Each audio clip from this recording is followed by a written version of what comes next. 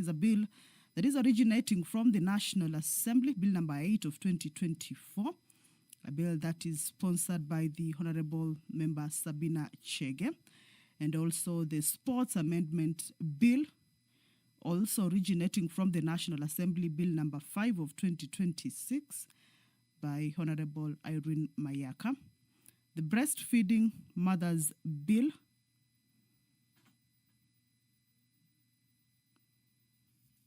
is a bill that basically seeks to provide a legal framework on mothers who may wish to breastfeed their children at the workplace. The bill provides for the right of a mother to breastfeed freely or express milk for her infant. The bill further requires employers to provide breastfeeding employees with lactation rooms to either breastfeed or express their milk for their children. The sponsor of this bill backs up this particular proposal, or in this particular bill, indicating that breastfeeding is the first preventive health measure that can be given to a child at birth. And it also enhances mother-infant relationship or bonding.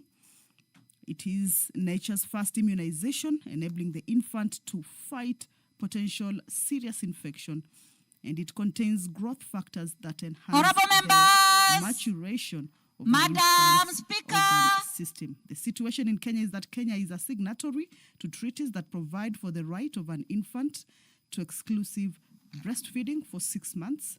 The government should therefore promote and encourage breastfeeding and provide the specific measures that will present opportunities for working mothers to be able to continue expressing their milk and breastfeeding their infant or young children. That is the Deputy Speaker of the National Assembly, Honorable Gladys Boss, has already made her way into the chamber.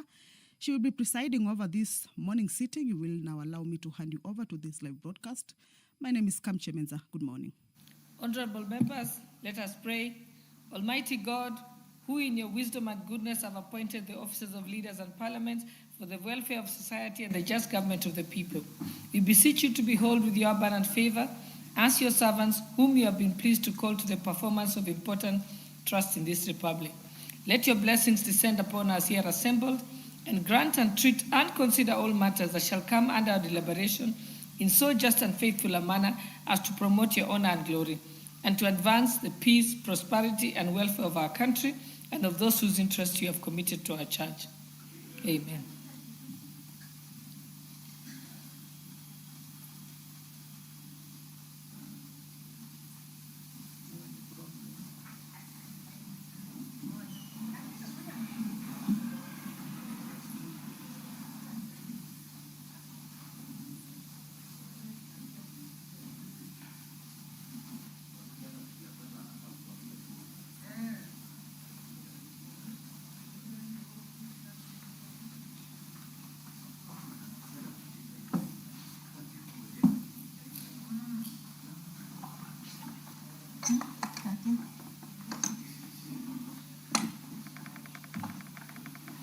Sergeant at Arms, you can ring the quorum bell for 10 minutes.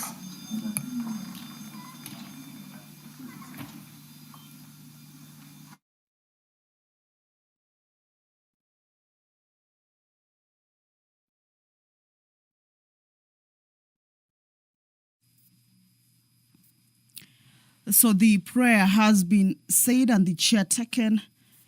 However, there is a quorum hitch at the commencement of the House, and the Speaker has directed that the quorum bell be rung for 10 minutes. And as the House awaits to correct, we shall continue to take a look at some of the priority business that the House this morning, as it convenes for this plenary sitting, shall be transacting. Earlier on, I had indicated that there are 2 bills that have been lined up as priority business for consideration at the committee of the whole House. This is the Breastfeeding Mothers Bill, sponsored by Honorable Sabina Chege, and also the Sports Amendment Bill sponsored by Honorable Irene Mayaka.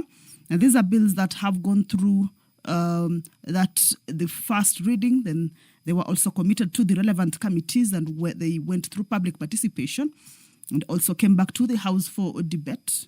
So what awaits this particular bill is consideration of any amendments that may have been moved during those stages, that is at the public participation as well as the debate stage, for those amendments to be adopted, either adopted to be part of the bill or also as well rejected. So the breastfeeding mothers bill is one that seeks to provide for a legal framework on mothers who may wish to breastfeed their children at the workplace, just to encourage the employers to be able to provide a conducive environment for the breastfeeding mothers to be able to either breastfeed their children or also express milk to be able to be provided to the infants. And presently, female employees exit the workforce or stop breastfeeding in order to secure their job security. And in this is a situation that should not be experienced or witnessed, that no woman should be forced to compromise the health of her child in order to make a living. So this is a bill that seeks to provide for the fundamental principles and rights at work for a breastfeeding mother, and also provides for the right to freely breastfeed or express one's milk for the baby. It also places an obligation on the employers to provide breastfeeding working mothers with rooms to either breastfeed or express their milk. So basically, these are some of the proposals in this particular bill. And once the House commences, then these particular considerations on this particular bill shall be taken into consideration or shall be discussed, and the members shall proceed to either adopt any amendments that may have been moved therein or reject. The Sports Amendment Bill, also originating from the National Assembly, is another bill that has been lined up to be considered at the committee of the whole House. I can say the Honorable Member Irene Mayaka is already in the chamber. This is a bill that she has sponsored.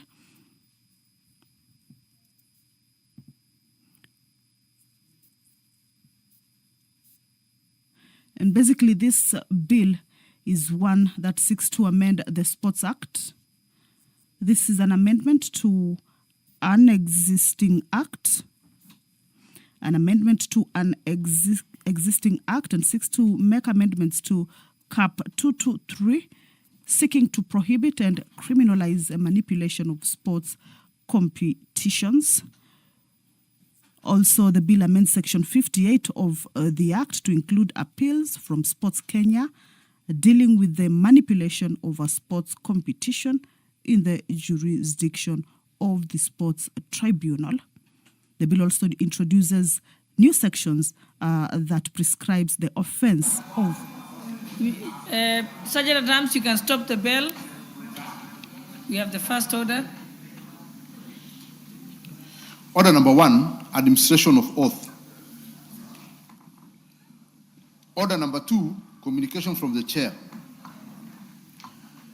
Order number 3, messages. Order number 4, petitions. Order number 5, papers.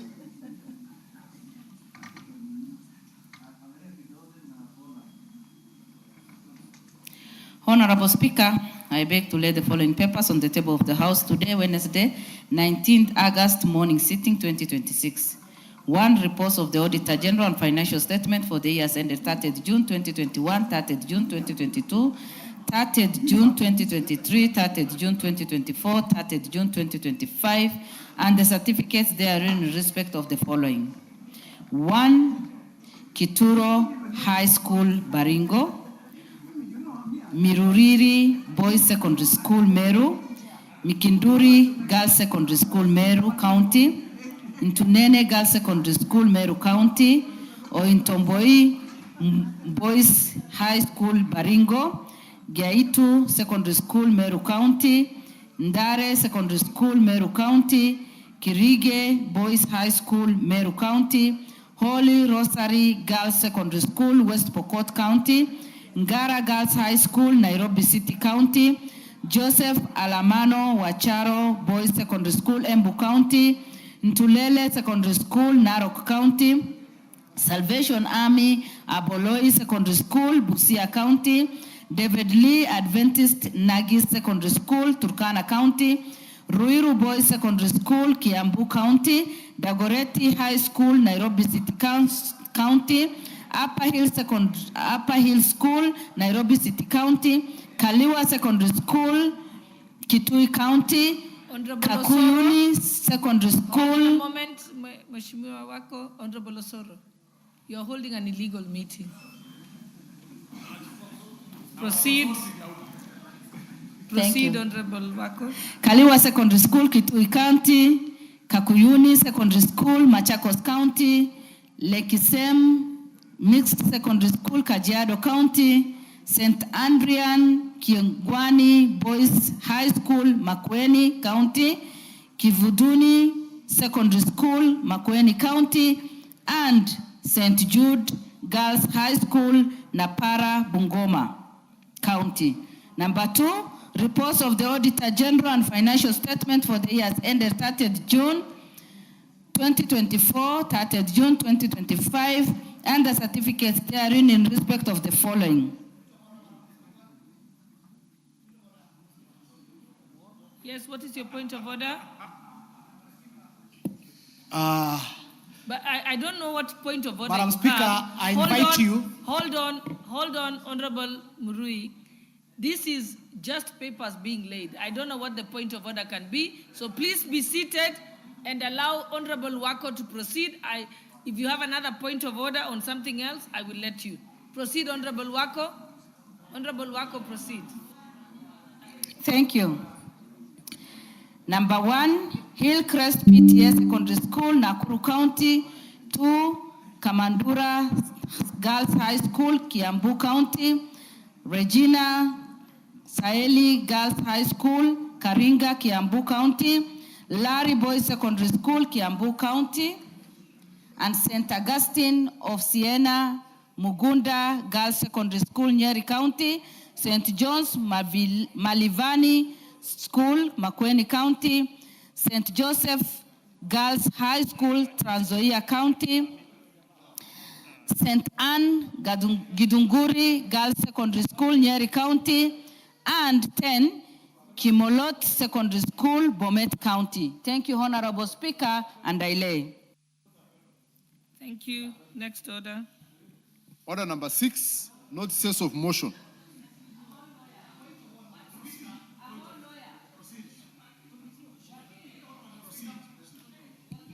Order numbers 7, questions and statements. Order number 8, Committee of the Whole House.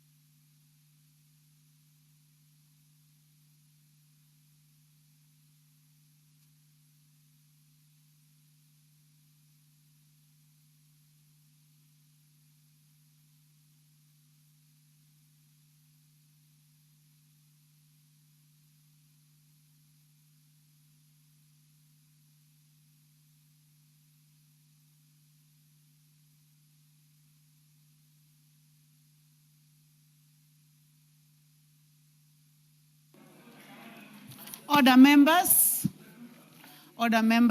we are in the Committee of the Whole House, and the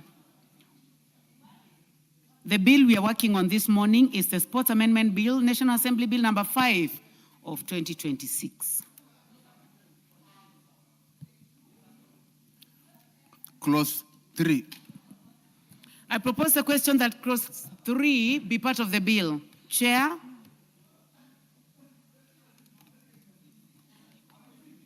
Chairman? Honorable Naomi Wako, you are prosecuting on behalf of the chair. Please proceed.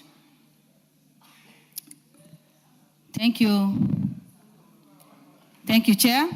Notice is given that Chairperson of the Departmental Committee on Sports and Culture intends to move the, amendments. Clause 2, that clause 2 of the bill be amended by deleting the proposed definition of the term manipulation of a sports competition and substituting, therefore, the following new definition. Leader, clause 3. So kindly go to clause 3. Clause 3. Clause 3, that the bill be amended by deleting clause 3 and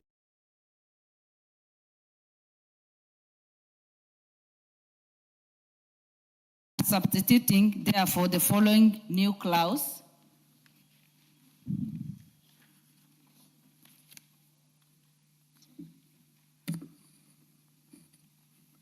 Sorry, Chair. You may approach the table, Naomi.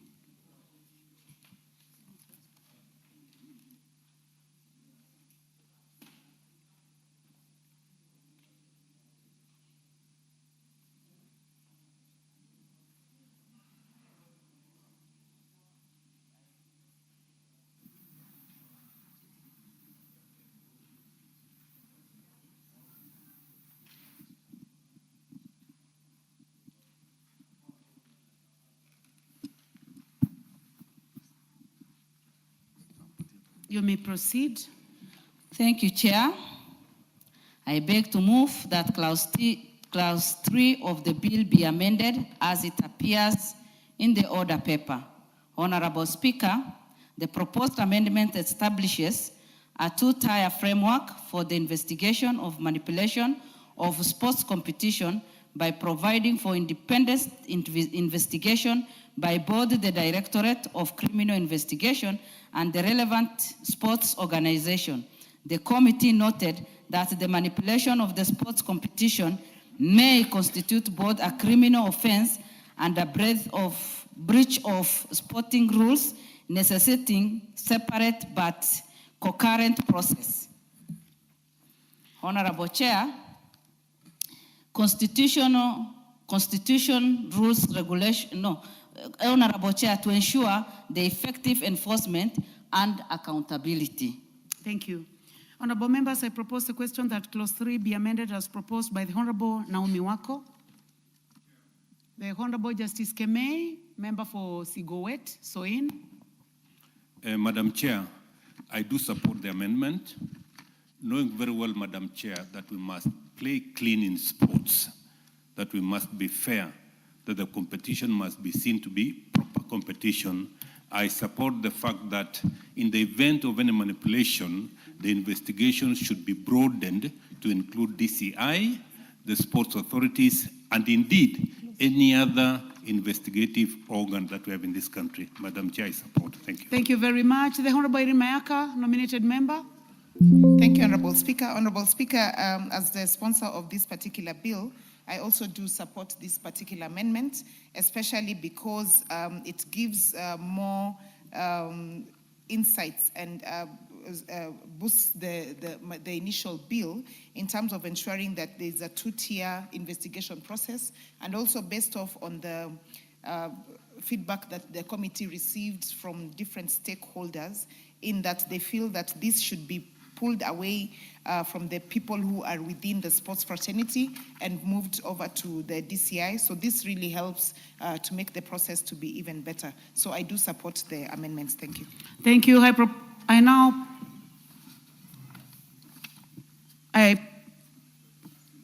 put the question that clause 3 be amended as proposed by the Honorable Naomi Wako. Will as many as have that opinion say aye?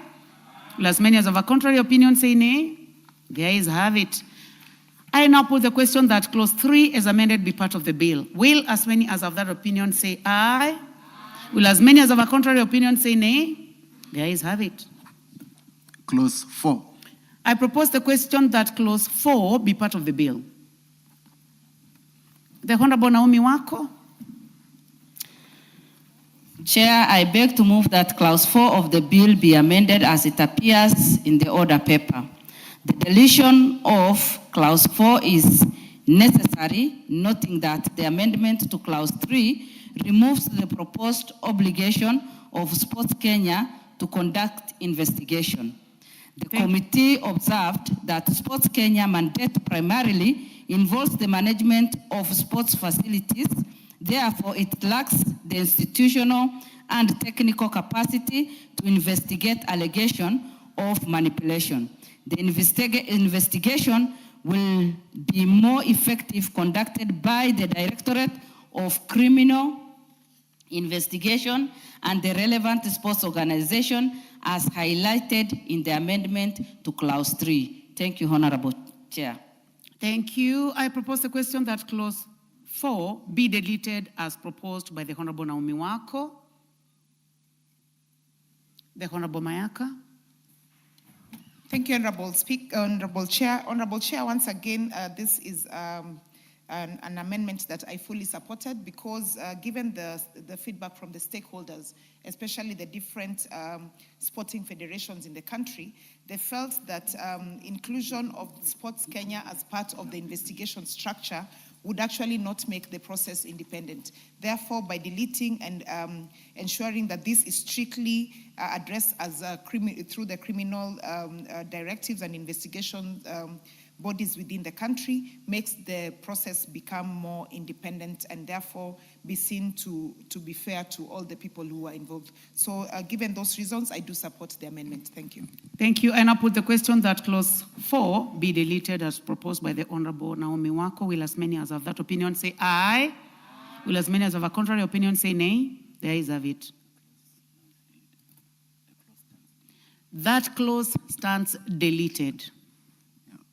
Clause 5. I propose the question that clause 5 be part of the bill. Naomi? Honorable Chair, I beg to move that clause 5 of the bill be amended as it appears in the order paper. The amendment seeks to provide stricter penalties for the offense of manipulation of a sports competition so as to provide effective deterrence for the commission of the offense. The amendment further empowers the sports organization to take disciplinary action, including the imposition of fines, bans, deregistration, or re-registration to protect the integrity of sports and deter misconduct. Thank you, Honorable Chair. Thank you. I propose the question that clause 5 be amended as proposed by the Honorable Naomi Wako. Honorable Justice Keme. Madam Chair, I want to support the amendment brought in by Honorable Naomi Wako. Madam Chair, the sports field in this country, and indeed the whole world, is now so competitive such that undue practices some people may be tempted to bring on board undue practices.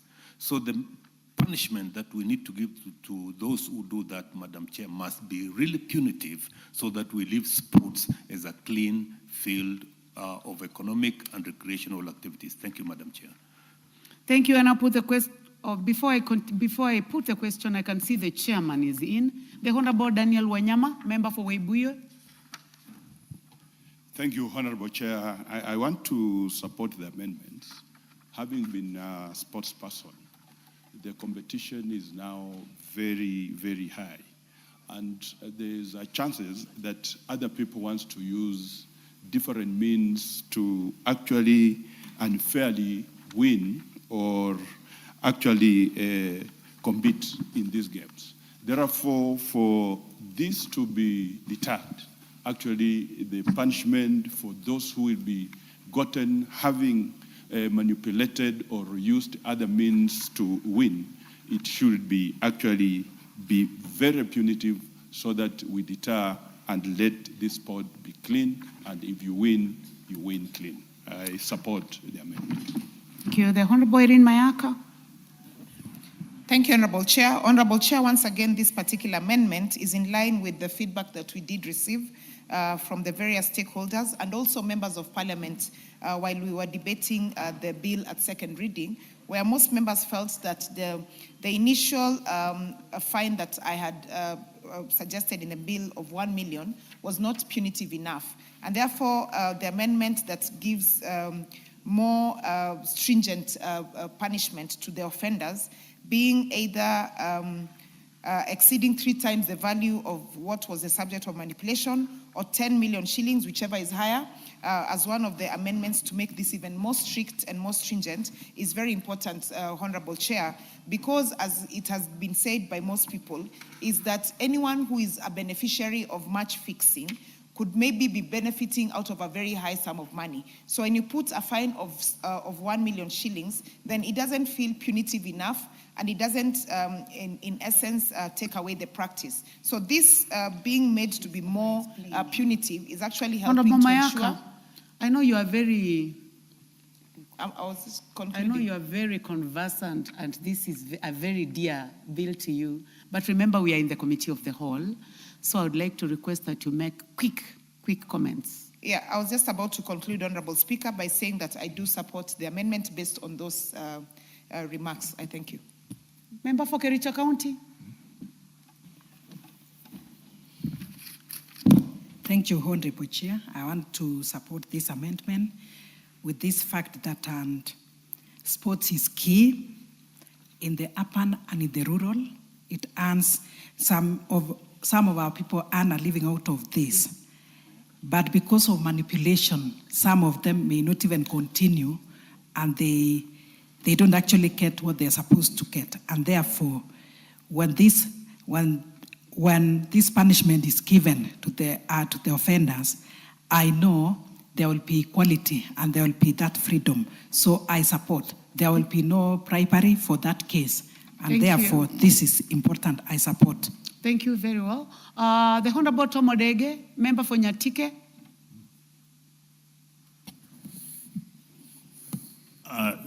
Thank you, Madam Speaker. You can pass this one. Thank you. Honorable members, I now put the question that clause 5 be amended as proposed by the Honorable Naomi Wako. Will as many as of that opinion say aye? Will as many as of a contrary opinion say nay? The ayes have it. I now put the question that clause 5 is amended be part of the bill. Will as many as of that opinion say aye? Will as many as of a contrary opinion say nay? The ayes have it. Clause 2. I propose the question that clause 2 be part of the bill. Honorable Naomi, are you still going to assist the chairman? Okay, please continue. Member for Marsabit.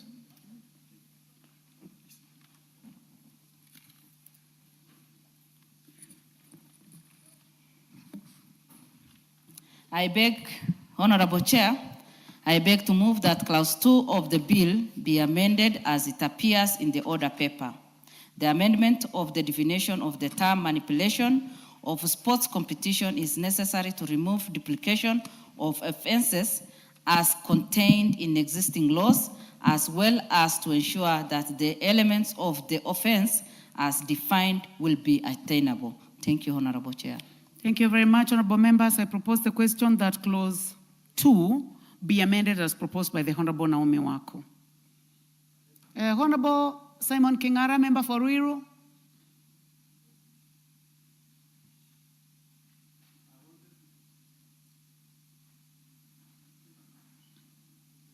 Please trace the member for Ruiru.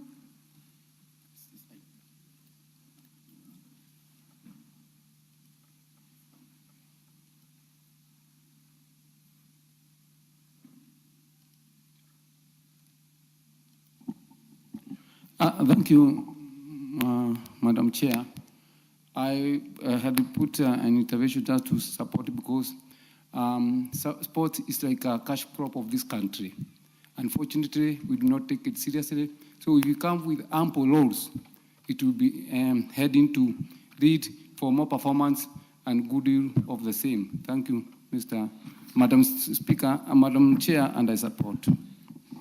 Member for Lamu East, Honorable Roida.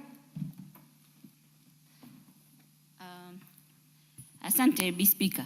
Nami naunga mkono marekebisho ya katiba, marekebisho ya sheria kusema la kweli hii itatusaidia hata wale walio kule mashinani au tuseme vijijini, kwa sababu hawa watu sengine wa huku matown, miji mikubwa, wana ujanja mwingi. Wale wetu wakija wanachanganyikiwa, hawaujui ule ujanja. Sasa wanatumia ujanja, wale wanatolewa na huwa ni wanaspoti wazuri. Kuna mambo mengi yametokea, wale watu wetu wakija huku wanakosa, sio kwamba wanashindwa kucheza, ni kwa sababu kuna ujanja unatumika. So na huwa ni ukora. Kwa hivyo hizi sheria zikirekebishwa na wale wetu watapata nafasi. Asante Bi Speaker. Thank you. Honorable members, I now put the question that clause 2 be amended as proposed by the Honorable Naomi Wako. Will as many as of that opinion say aye? Will as many as of a contrary opinion say nay? The ayes have it. I now put the question that clause 2 as amended be part of the bill. Will as many as of that opinion say aye? Will as many as of a contrary opinion say nay? The ayes have it. Title. I propose the question that the title be the title of the bill. There be no amendment. I put the question that the title be the title of the bill. Will as many as of that opinion say aye? Will as many as of a contrary opinion say nay? The ayes have it. Clause 1. I propose the question that clause 1 be part of the bill. There be no amendment. I put the question that clause 1 be part of the bill. Will as many as of that opinion say aye? Will as many as of a contrary opinion say nay? The ayes have it.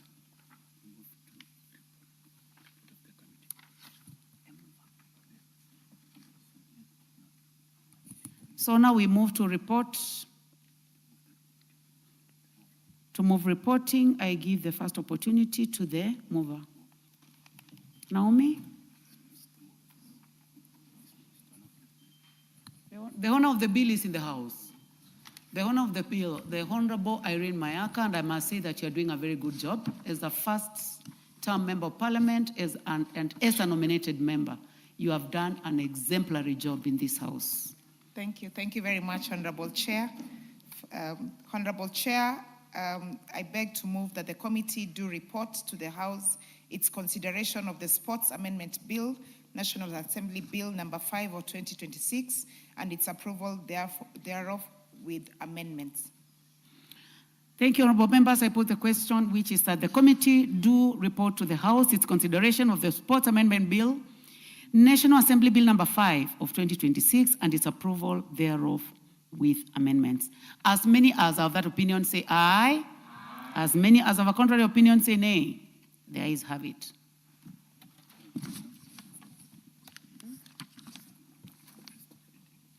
Honorable members, before we move to the next step, I would like to report that the Breastfeeding Mothers Bill, National Assembly Bill number 8 of 2024 by the Honorable Sabina Chege is deferred.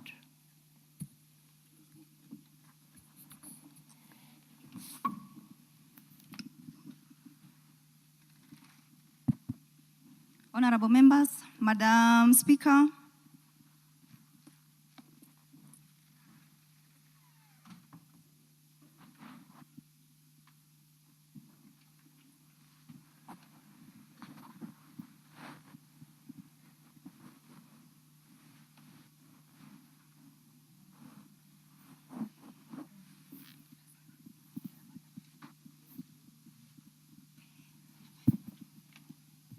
Honorable members, Chairperson. Thank you. Thank you, Honorable Speaker.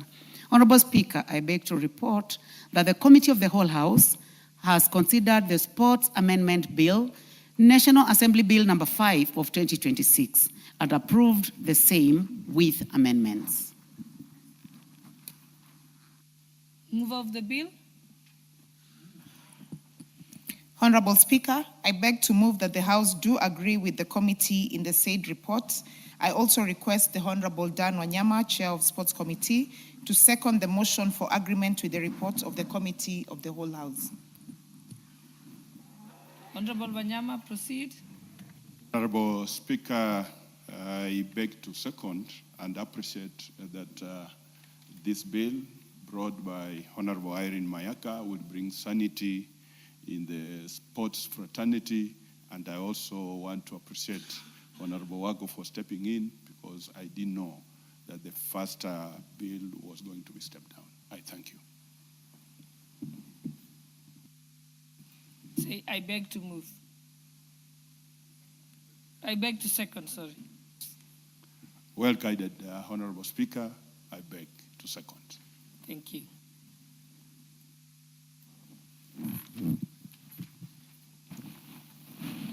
Honorable members, I propose the question, which is that the House do agree with the committee in the said report. May I put the question?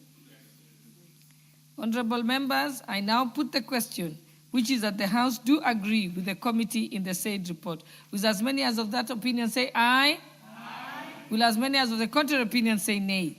The ayes have it. Mover.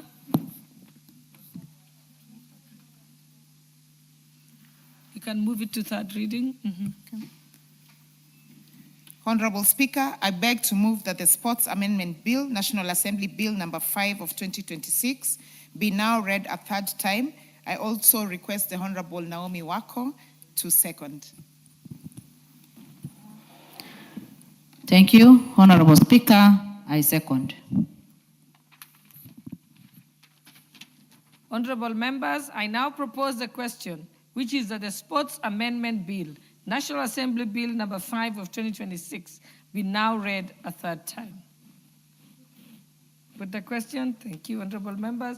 I have now I therefore now put the question, which is that the parliamentary pension. I now put the question, which is that the Sports Amendment Bill, National Assembly Bill number 5, be now read a third time. Will as many as of that opinion say aye? Aye. Will as many as of the contrary opinion say nay? The ayes have it. A bill for an act of parliament to amend the Sports Act and for connected purposes.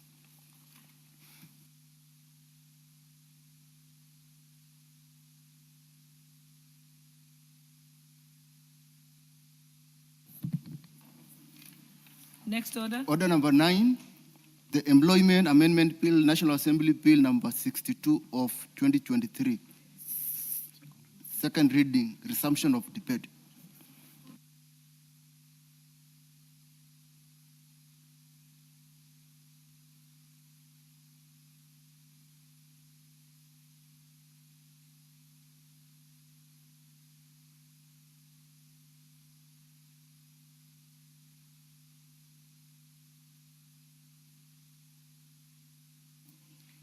Okay, honorable members, we can resume the debate of the Employment Amendment Bill, National Assembly Bill number 62 of 2023, proposed by Honorable Didimas Baraza. Nobody was on the floor, but we still have a balance of 1 hour, 23 minutes. Members who want to contribute, please you can press the intervention button. I can see Honorable Dawood,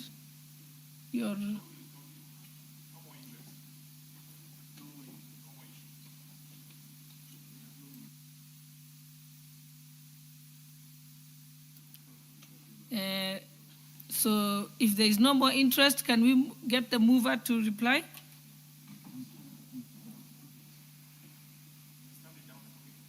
Who's the mover? Is not here?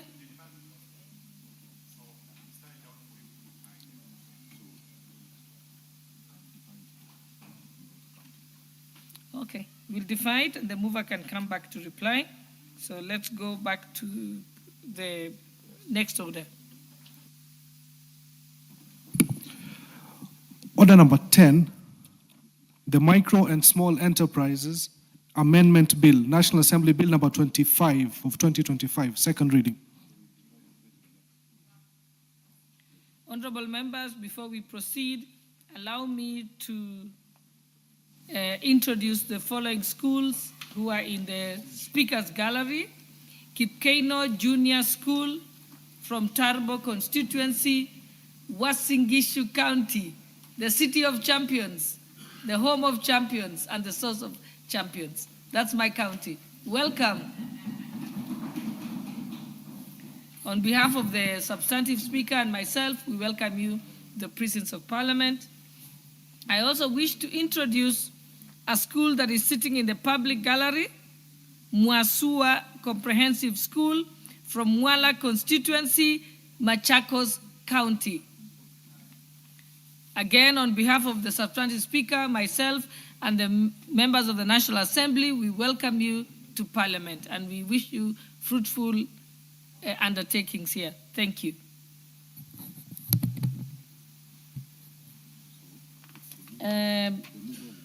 The mover, Honorable Mukunji Gitonga, is not in the House for the Micro and Small Enterprises Amendment Bill, National Assembly Bill 2025, Bill number 25 of 2025 is not in, so we defer it again to a later date. Can we move to the next motion? Order number 11, motion, mandatory guidance and counseling program in all primary and secondary schools in Kenya. Yes, and I've seen Honorable Rehab Bukami is in the House, member for Nyeri County. Proceed, Honorable Mukami. Thank you, Honorable Speaker.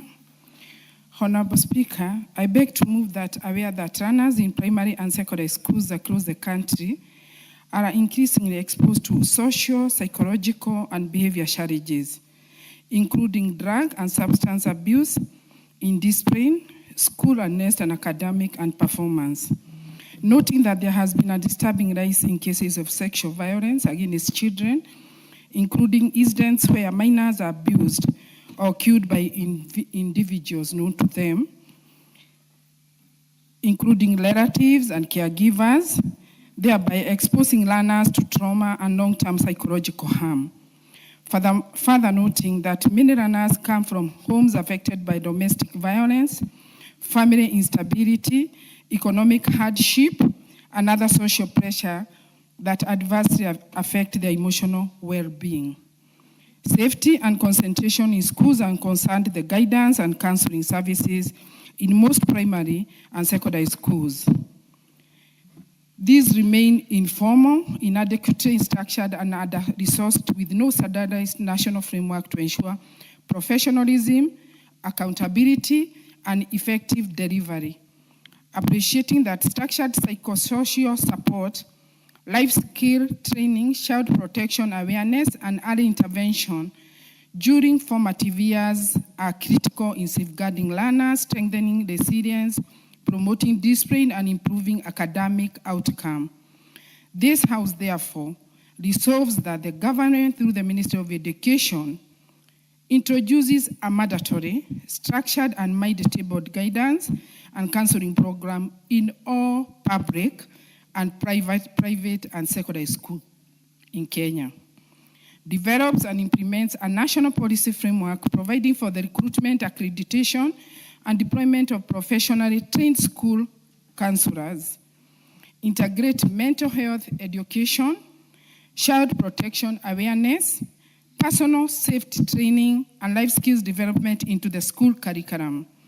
Allocate adequate to support counseling services in schools and establishes clear coordination and referral mechanism between schools, child protection institutions, and relevant government agencies to ensure effective safeguarding of learners.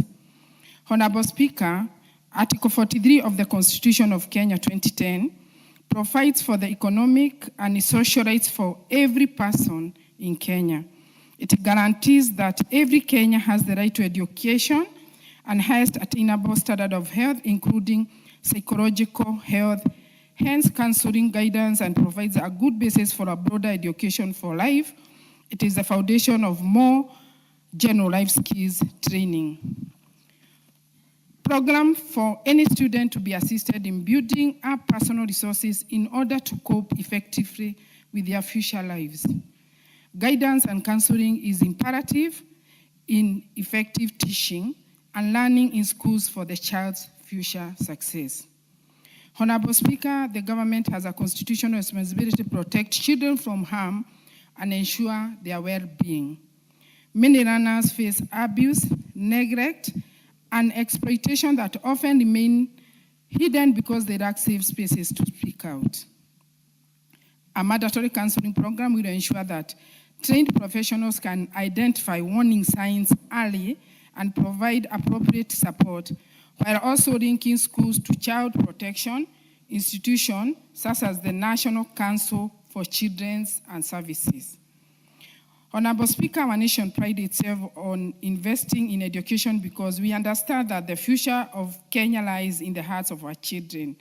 Yet today, many of our learners in primary and secondary school are silently battling challenges that go far beyond the classrooms.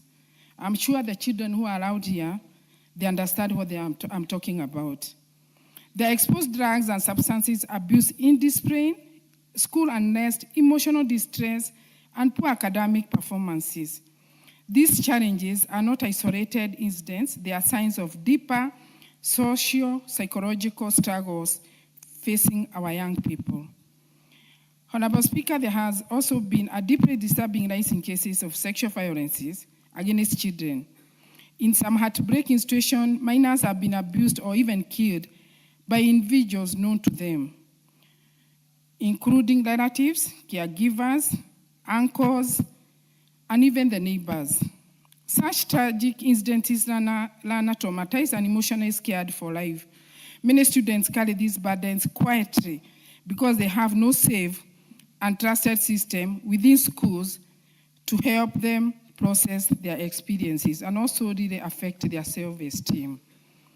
Further, Honorable Speaker, many learners come from homes affected by domestic violence, family instability, poverty, and other social pressure. These circumstances affect their emotional well-being, and they are not able even to concentrate with their studies. A child who goes to school with fear, trauma, or confusion in their mind cannot expect to perform well academically or develop into a confident and responsible citizen. Definitely their self-esteem becomes affected. Honorable Speaker, the need for guidance and counseling services in school cannot be overstated due to increasingly difficulties of modern life that placed heavy demands and responsibility on pupils and students. We know exactly what is happening because of the social media. The Kenyan government recognized guidance and counseling as an essential services that should be given to every student. Since the 1990s, the education system in Kenya has faced dynamic and rapid changes that have had overwhelming effect both on the child, teacher, school, society at large, and furthermore, education policies have changed over years. Because you know, Honorable Speaker, today, like us, we went up to class 8. Today, the children are having CBC. All those challenges and changes are really affecting our children. So they need to be taken through. In 2001, corporal punishment in school was banned to be replaced with more appropriate approaches to discipline and behavior modification, and instant guidance and counseling of pupils and students became an important aspect. Additionally, support of guidance and counseling in schools has been evidenced in policy document, Kenya Education Sector Support Program, 2005 detailing the government plan for education and guidance and counseling as one of the areas require support. Honorable Speaker, where guidance and counseling services extend in some schools, they remain largely informal, inconsistent, and under-resourced. In many cases, teachers are assigned counseling roles without professional training or sufficient time to address the complex issues affecting learners. As a result, the support provided is often inadequate and lacks the structure, professionalism required to address modern psychological challenges. Honorable Speaker, as corporal punishment remains banned and children becoming more aware of their rights, guiding and counseling becomes an important channel for reaching the children in schools. The children, too being teenagers, experience a time of storm and stress characterized by mixed reaction of being happy at one moment and extremely sad at another moment. The reaction to such situations are likely to be intense and volatile, with parents being too busy to give children quality time and attention. The responsibility has been left to rest squarely on the shoulders of the teachers to help students make decisions on aspects that affect their lives.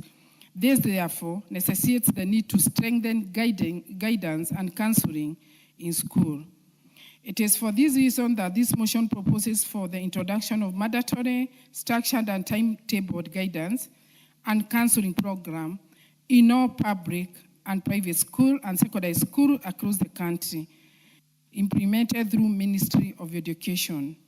Honorable Speaker, such a program will ensure that learners have access to trained counselors who can provide professional psychosocial support, life skills, education, and intervention when problem lies. Early intervention during the formative years of a child development is essential in preventing long-term psychological harm, guiding learners towards responsibility. Honorable Speaker, foundation of a child is very, very important. I remember us when we were being brought up, we really used to go through counseling through churches. I would also call upon the churches to be calling children for counseling sessions in churches, because when you grow knowing God also plays a very important role in child's life.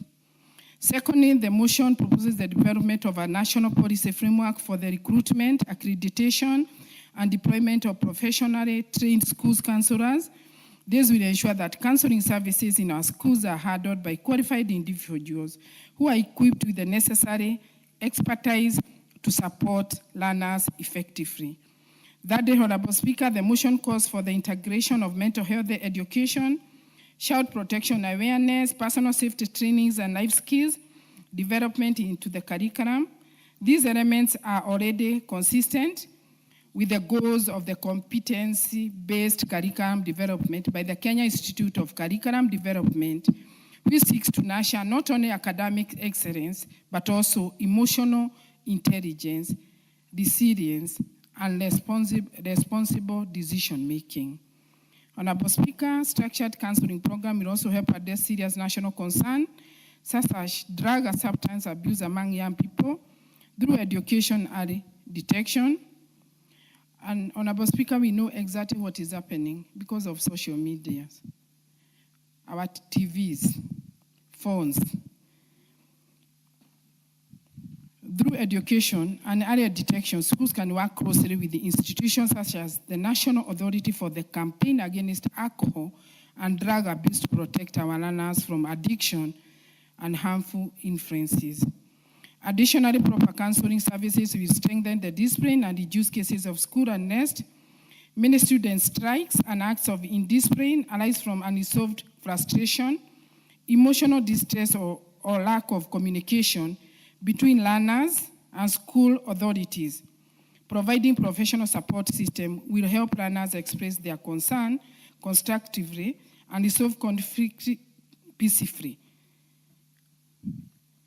Honorable Speaker, the motion further calls for adequate allocation of resources to support counseling services and the establishment of clear referral mechanism between schools, children protection institutions, and other relevant government agencies.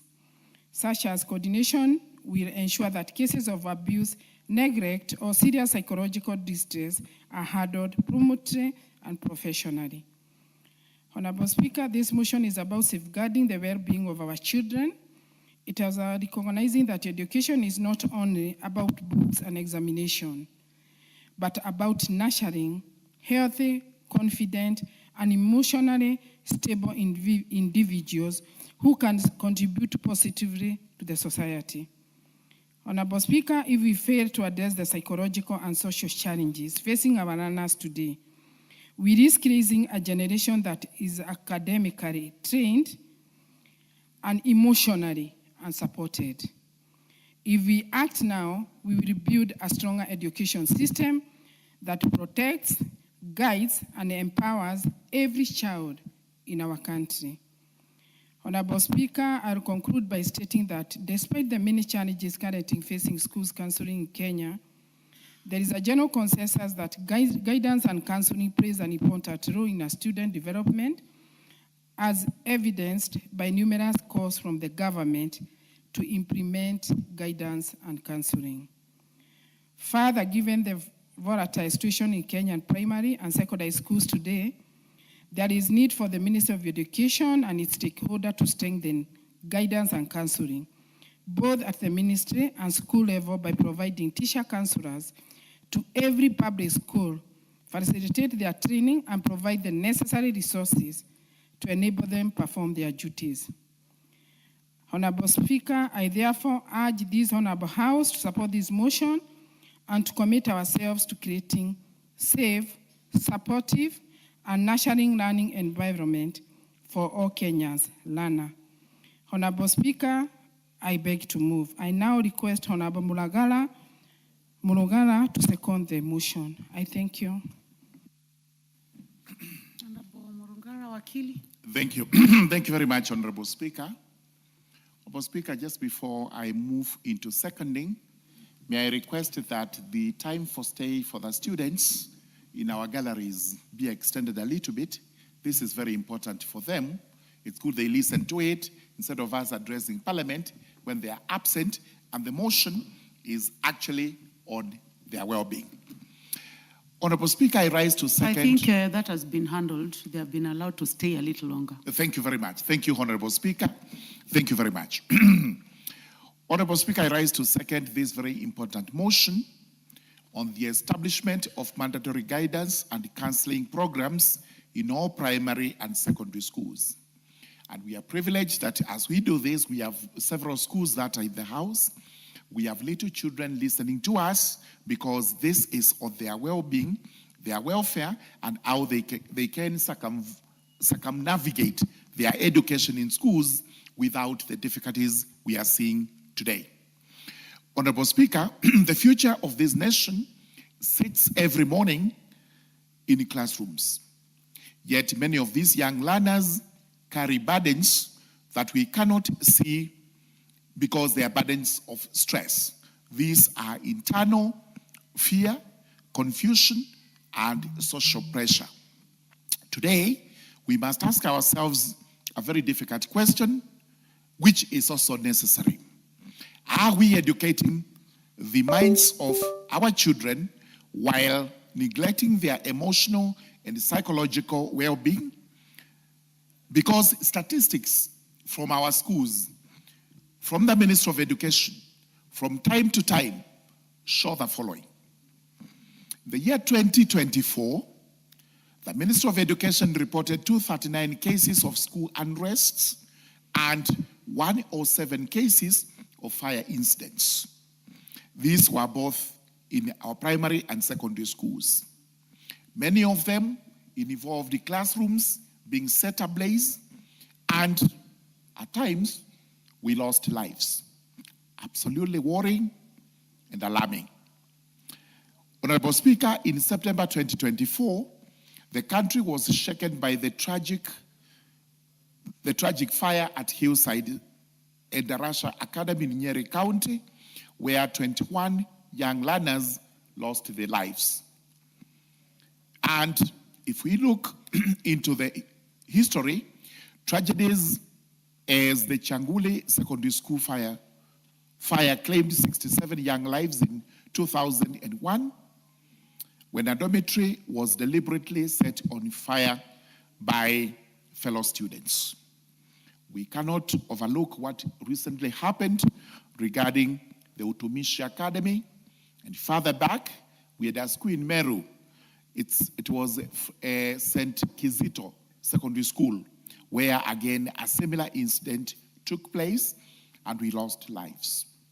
This may be from fire tragedies, it may be from riots, boys in neighboring schools attacking girls' schools, and what have you.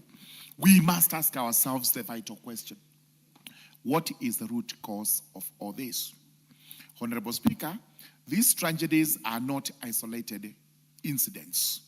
They are warning signals to us, because these are young people, and we have said from time to time they are the leaders of tomorrow.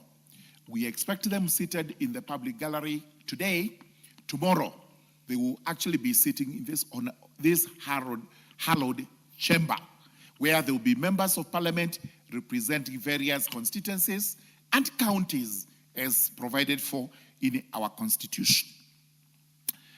Honorable Speaker, research and parliamentary reports have consistently shown that school unrests are often triggered by unresolved student grievances, peer pressure, examination anxiety, drug abuse, and the poor communication between the students and the administration. In many schools today, guidance and counseling exists only on paper. In reality, teachers who are already overwhelmed with the teaching duties are expected to double as counselors without proper training, facilities, or support. It's a problem that has been noted that in all schools today, if you go in, you find a teacher designated as the guidance and counselor teacher. But that teacher possibly has no training whatsoever, is loaded with the subjects in the classes, in the classrooms, and has no time to talk meaningfully to these young people. It is the reason why the member for Nyeri Town, the Honorable Rahab Mukami, and I got to thank you so much. That's what really an astute mother should do, which is to bring in motions that care for the children, motions that take care of our generation tomorrow. This is highly important and commendable. Now, our learners are navigating complex challenges in schools, which include the following: mental health struggles, such as anxiety and depression, especially because of exams. And they are not the only ones. Even during our time of yore, we would actually get damn scared when exams were near, and sometimes we could also go on the rampage. Not just in the schools, even in the universities. You would hear students are rioting because exams are near, and they are trying to find ways and means of avoiding those exams. So it is not restricted to these youngsters. It has always been there. The case of drug and substance abuse is another one, where our children, knowingly or unknowingly, and sometimes it's because they do not have guidance and counseling. And parents too, sometimes abandoning their role as parents, so that they don't take care of these children. They do not check what they eat, what they drink, etc., etc. We have the case of bullying and cyber bullying. All that is bullying. Molesting children in school, whatever we used to call monos those days, I'm sure it doesn't exist anymore. It used to occur, and it would put students and the pupils into great pressure. We have other social vices that come along, including family breakdown and domestic violence, a father attacking the mother or the mother attacking the father in the presence of youngsters like these ones. A very, very bad example, which really is traumatizing to young people because it can never be their wish, and it has never been the wish of children to see their parents fighting. And they should never. We should be discouraged from doing these things, especially in the presence of our children, because this is what is affecting them. Then we have relationships when they are very young, including young girls' pregnancies and etc.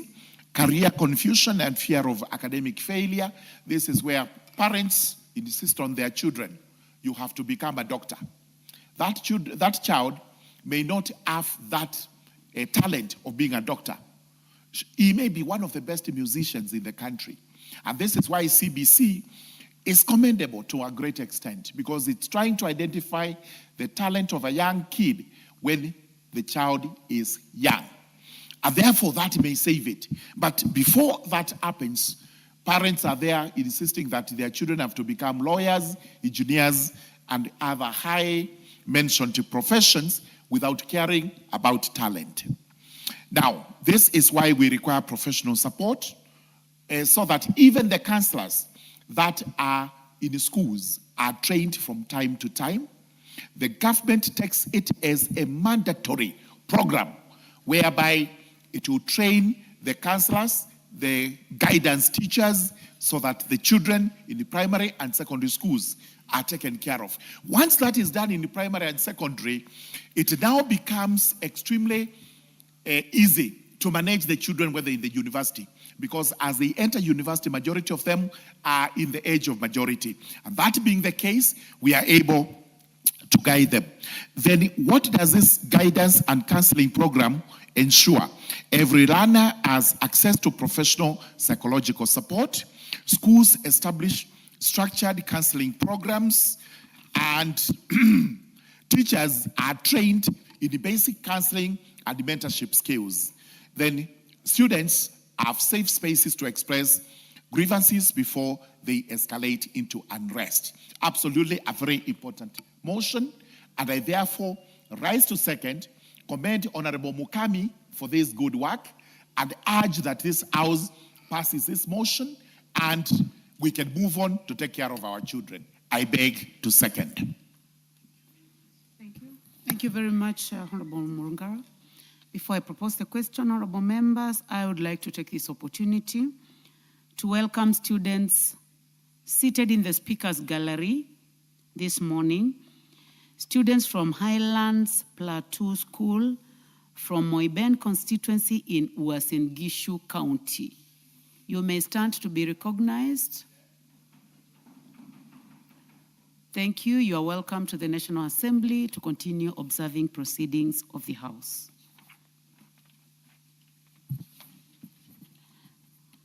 Order, members. Order, Honorable Mayaka, with your team. Honorable members, I propose a question, which is that aware that learners in primary and secondary schools across the country are increasingly exposed to social, psychological, and behavioral challenges, including drug and substance abuse, indiscipline, school unrest, and academic underperformance, noting that there has been a disturbing rise in cases of sexual violence against children, including incidents where minors are abused or killed by individuals known to them, including relatives and caregivers, thereby exposing learners to trauma and long-term psychological harm. Further noting that many learners come from homes affected by domestic violence, family instability, economic hardships, and other social pressures that adversely affect their emotional well-being, safety, and concentration in school, concerned that guidance and counseling services in most primary and secondary schools remain informal, inadequate, and structured and under-resourced, with no standardized national framework to ensure professionalism, accountability, and effective delivery, appreciating that structural psychological support, life skills training, child protection, awareness, and early intervention during formative years are critical in safeguarding learners, strengthening resilience, promoting discipline, and improving academic outcomes. This House therefore resolves that government, through the Ministry of Education, 1, introducing a mandatory structured and timetabled guidance and counseling program in all public and private primary and secondary schools in Kenya. 2, develops and implements a national policy framework providing for order. Order, members, standing in front of the Honorable Mayaka. I'll go back to 2. Develops and implements a national policy framework providing for the recruitment, accreditation, and deployment of professionally trained school counselors. 3, integrates mental health education, school protection awareness, personal safety training, and life skills development into the school curricula. 4, allocates adequate resources to support counseling services in schools. And 5, establishes clear coordination and referral mechanisms between schools, child protection institutions, and relevant government agencies to ensure effective safeguarding of learners.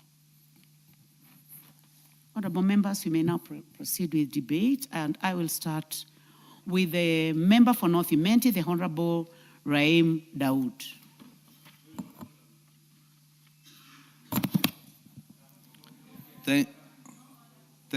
Thank you, Madam Speaker. Madam Speaker, I have not even spoken, and Honorable Omboka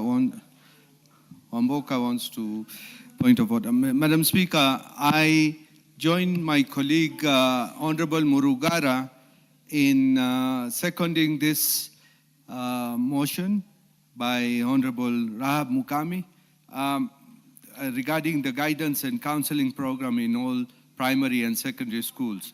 Madam Speaker, this is a very important motion, and in supporting it, Honorable Rahab has touched a raw nerve in this country, because we've had issues like has been alluded, that the guidance which is lacking, because there may be a few schools who have established counseling and guidance, but it is not spread out, it's not structured, there is no formal way of doing it. Madam Speaker, last month, I had the occasion, a sad occasion in my constituency, where a young girl committed suicide.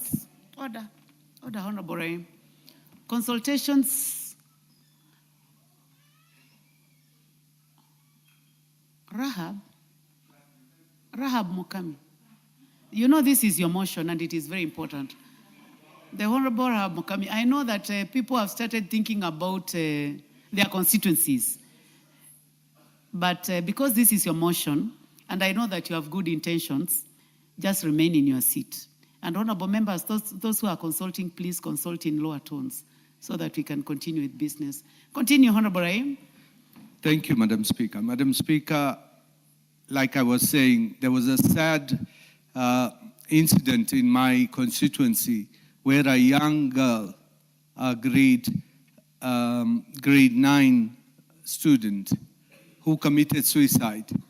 And it was so sad that her colleagues or the students who were in the same class, when they came for the funeral and the teachers when they were speaking, it was so sad that they needed now counseling, because the girl, the one who passed away, she probably had some mental challenges or some health, some challenges which could have been sorted out had there been a program of guidance and counseling in the school. Maybe they had, maybe they don't. So, Madam Speaker, this is a very important motion, and I wish once we pass it, if we can be turned into a bill so that it is mandatory.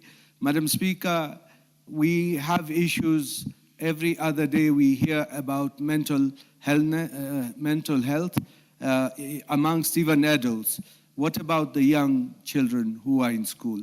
Madam Speaker, we need to establish the teachers. We need to get the teachers going for courses, and we need to uplift whatever programs they are by the Ministry of Education. Once we get that into place, we may not eliminate whatever they're suffering, the young children, but we may reduce whatever is being done. So, Madam Speaker, I join Honorable Mukami in this motion, and I support. Thank you. Thank you very much. The Honorable Naomi Wako, member for Marsabit County. Thank you, Honorable Speaker, for giving me this opportunity to add my voice to this very important motion, as I also congratulate Honorable Mukami for coming up with this motion that is very relevant and that will help the country because of our young people and what they are going through. Honorable Speaker, having counseling program in both secondary school and in high school will help us, especially in our today's world, where our young people go through so many challenges and influences, and sometimes they are not able even to manage themselves and their issues. And for us to propose that we have mandatory counseling in all primary and secondary school, we will nurture and mold our young people so that they can be better leaders for tomorrow and even for today. Honorable Speaker, counseling will help our young people to improve their mental health.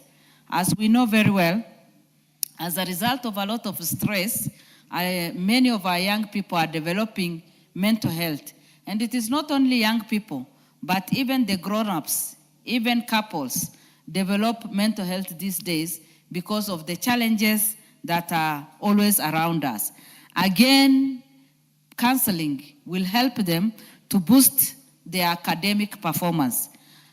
Honorable Speaker, Kenya is a very competitive country, and unless you have done very well in your academic performance and excelled, then you may struggle in future.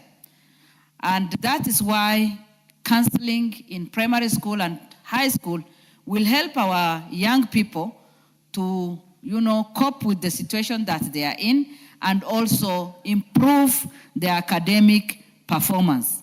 Again, Honorable Speaker, coping with any new situation is not easy.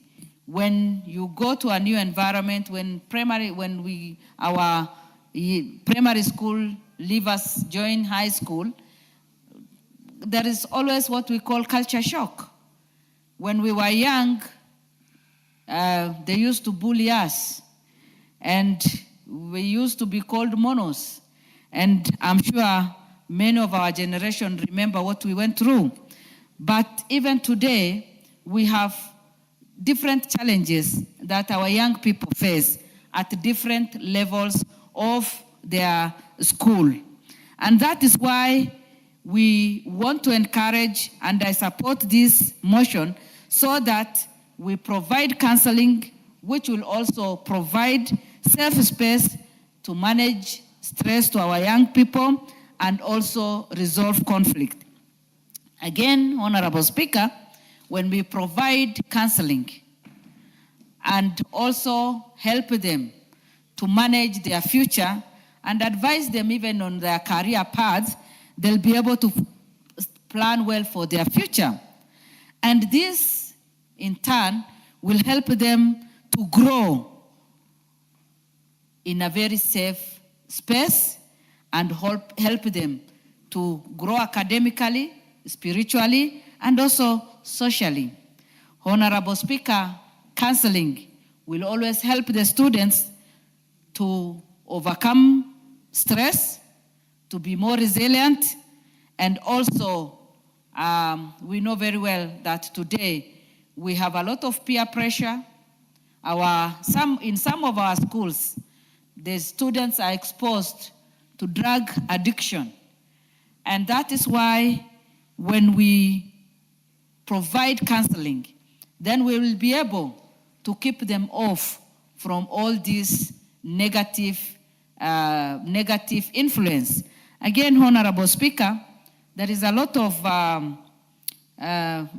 many of our students have developed low self-esteem. When you come and maybe observe what you are not used to, our students develop low self-esteem. And that is why in all our schools, it is good for us to encourage the government to make sure that counseling is provided. Again, even beyond the school, in our churches, in madrasas, and in any space that we have a good gathering of young people, we should provide counseling so that our students or our young people will be able to cope with different situations. When you put into consideration the public schools, Honorable Speaker, in Kenya, we have many of our students who go to public schools, and that is where our students are meant to go. Few or a smaller percentage go to a private school, whereby they get all the things that they need, and they also have enough space in the classrooms and do what they want to do. But in public schools, Honorable Speaker, and we know because of where we come from, we have overcrowded classrooms. we have few teachers trying to teach the students. And we also have some challenges that has to do with the new technology in all public schools. And poor infrastructure affects the students. Again, because of sometimes when our students get sick, they miss some few classes.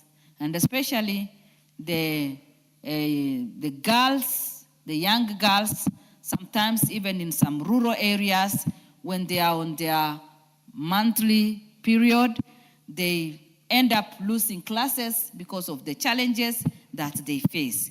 And when they lose classes, Honorable Speaker, we all know very well that when they come back, they face some challenges. So as a government, we should also propose the improvement of physical structures in every school so that every school will have, good number of students in every class. And also when it comes to sickness and any other health issue that may force a student to miss classes, then they get the necessary advice or counseling so that they can cope with the situation. Again, another challenge, Honorable Speaker, is financial stress.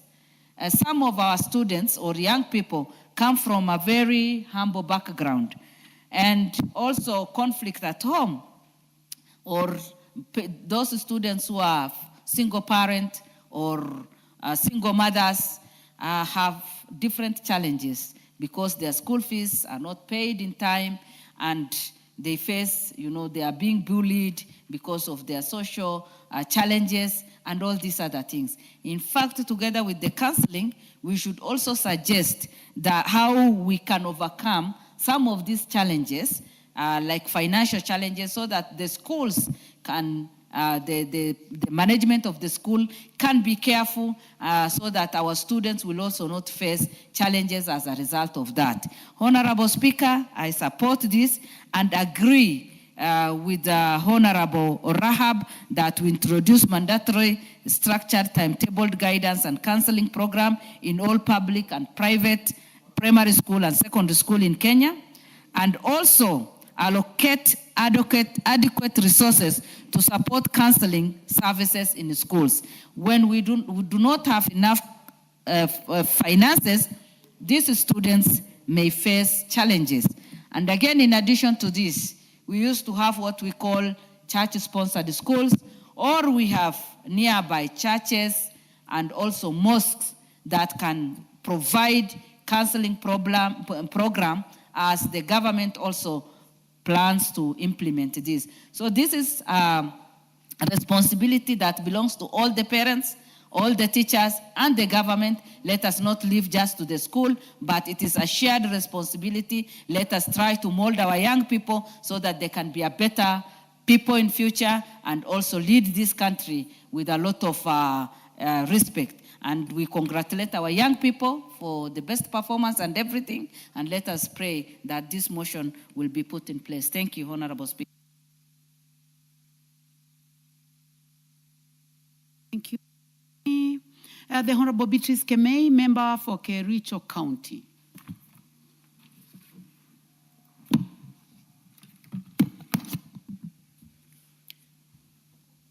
Thank you, Honorable Chair and Speaker, for today. Sorry for giving me this opportunity, at least to support this motion on mandatory guidance and counseling program in primary and secondary schools in Kenya. And on the onset, I want to thank Honorable Rehab Mukami, the very able County MP for Nyeri, for bringing in this very, very important motion, Honorable Speaker. And I'm excited by this fact that us as legislators, we are able to see and even to help our teachers to see how to help our students. I'm saying this, Honorable Speaker, because I have been a teacher in secondary school for over 20 years, and my experience is that guidance and counseling services are so much needed in our schools. Our students come to school. You look at them when you are in class, they are not concentrating. Some of them display a behavior that you may not understand. So when you call them, you will find that the issues they have are so heavy that as a teacher, you may not be in a position even to sort all of them. And very few of our teachers are trained counselors. So I want to thank Honorable Rehab for bringing in this particular motion. Honorable Speaker, and the church is trying during holidays to do some meetings or conferences for the youth, that is to help them on their behavior, on their education, and everything else that goes with what a child should do. And noting that those days, in the so many years ago, there was this circumcision and the FGM. That is when the youth were taught on how to behave. And when we are done with the FGM, and I want to ask those who are still practicing it to stop it, there is the alternative way of dealing with the youth. And that is now where we talk of the church coming in to support and to counsel our youth. And in schools, the same. But now here, Honorable Speaker, and Honorable Rehab has put it very clearly that counseling is done everywhere, anyhow. Even our mothers, including us, we do talk to our youth, but we are not trained. Sometimes they may not be in a position even to let us know what they are going through, including even our own children. You will realize that they may not open up. But when a trained counselor comes in, they will be in a position to open up. And this is now where the government is asked through the ministry to introduce a mandatory, structured, and timetabled guidance and counseling programs in all schools, not in public alone, but private, both in primary, we talk of, and in secondary. And when they reach university and colleges, at least the burden will have been lifted. Honorable Speaker, I want to also support this fact that the cases of sexual violence against children is on the rise.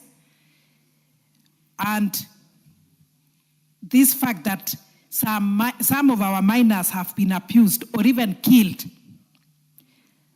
by individuals known to them or even those who are not known, including relatives.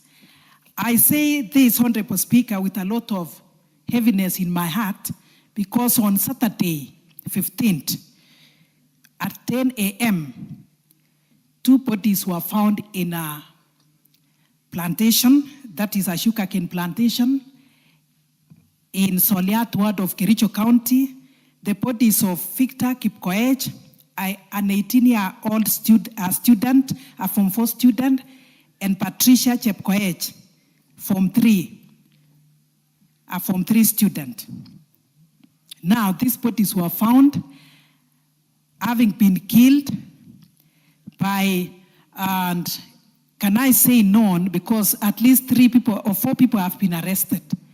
So looking at this, Honorable Speaker, it is so painful that a student who is to sit for exam is no more. That is, if they had a relationship or not, here, we only know that they were killed. And therefore, when we talk of minors being killed by individuals known or unknown to them, such incidences will also traumatize the students in schools, not to forget also the cases of unrest in our schools. The incidents of fire that goes around in our schools. All this tells us that counseling services are needed like yesterday. And therefore, a national policy framework should be provided. It should actually be provided, and trained personnel in schools should actually be part of the people we have. Honorable Speaker, this can only happen when resources are allocated. Adequate resources are allocated to the counseling departments and counseling services in schools. Honorable Speaker, some schools don't even have maybe a room or an office for a counselor. So that, and that office should be far away or in a place that is conducive for the students to seek the services. But if it is everywhere, if it is located in a place where everybody can see, then these students may not even seek the counseling services. So I really support and say that our students need support. Parents, on the other hand, need support. I'm saying this because some of the parents are not in a position to counsel, and they actually need support from maybe trained personnel. Honorable Speaker, we also realize that the many school unrest and emotional distress and even poor academic performance will cause our students to be traumatized, to be stressed, and some of our parents, because they do not understand, will always make noise to our children, and when that one happens, they can even commit suicide. I already have a case, Honorable Speaker. Last week still, a student was buried because the father actually complained and made noise to this student saying that you are not performing well, you are doing this and this. So the child felt like, I don't have any other option, so he killed himself, which is another loss to us. So in this case, Honorable Speaker, I feel we need to have these services mandatory. However, Honorable Speaker, I want to also insist that as a House, we support this motion, and I would ask Honorable Rehab to even move this one from being just a motion. If we can have it in a way as a bill, it will help us to sort out these issues, Honorable Speaker. So indeed, I support, and I feel that the teachers will appreciate this, the community will appreciate the same. Thank you, Honorable Speaker, and once more, I support. Thank you very much, Member for Kericho County. The Honorable Rindikiri Mugambi, Member for Buri. Thank you, Madam Speaker. I rise to support this motion. Madam Speaker, as a country, it's time to address the most basic issues that cause the population of this country to grow from infancy. Madam Speaker, why do I say this? Our children grow to become adults. We are leaving this country to them. We must start asking ourselves, what kind of quality of people are we leaving behind? Madam Speaker, schools is the factory for generating the strong population of any nation. So when we abandon our children at that age, it becomes a very serious issue in the future. Many of us who are seated here are beneficiaries of the traditional upbringing. We were also beneficiaries of when the schools were owned by the community, not the parents and the teachers. Madam Speaker, we are beneficiaries of strong religious background, upbringing.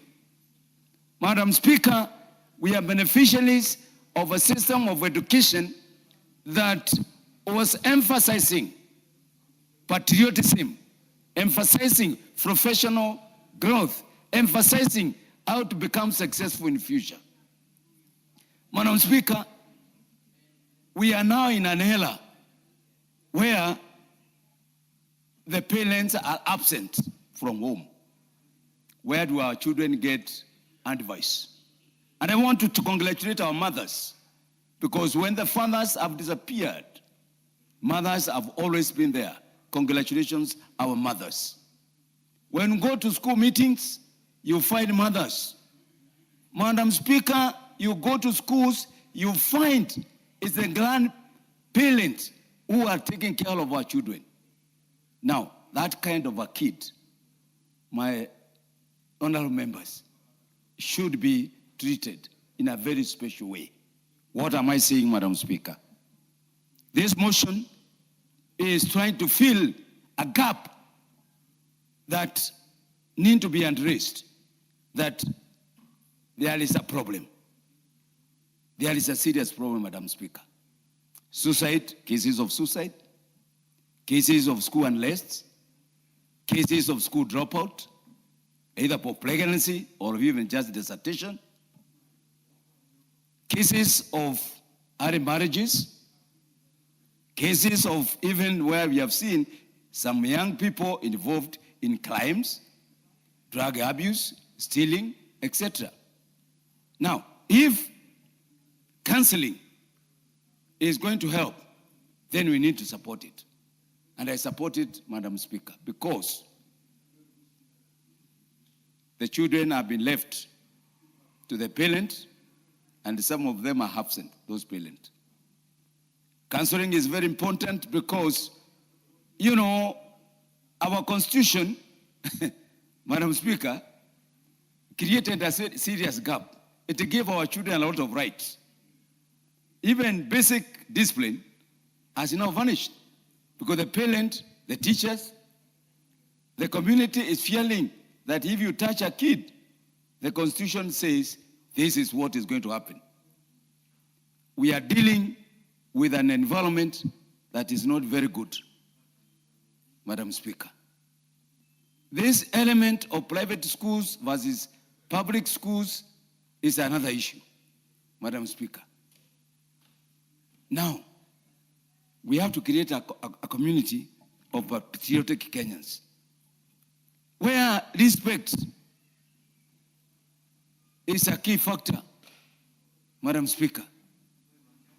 There is war everywhere, in TVs, political rallies. We have left our children wondering, which do we follow?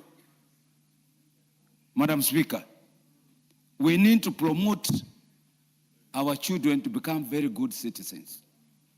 Madam Speaker, this is one very important motion that really we need to support. If we are really to rescue the future generation of this country, Madam Speaker. This issue of Gen Z uprising could be as a result of failure of modeling our children to become patriotic. That they see everything through politics.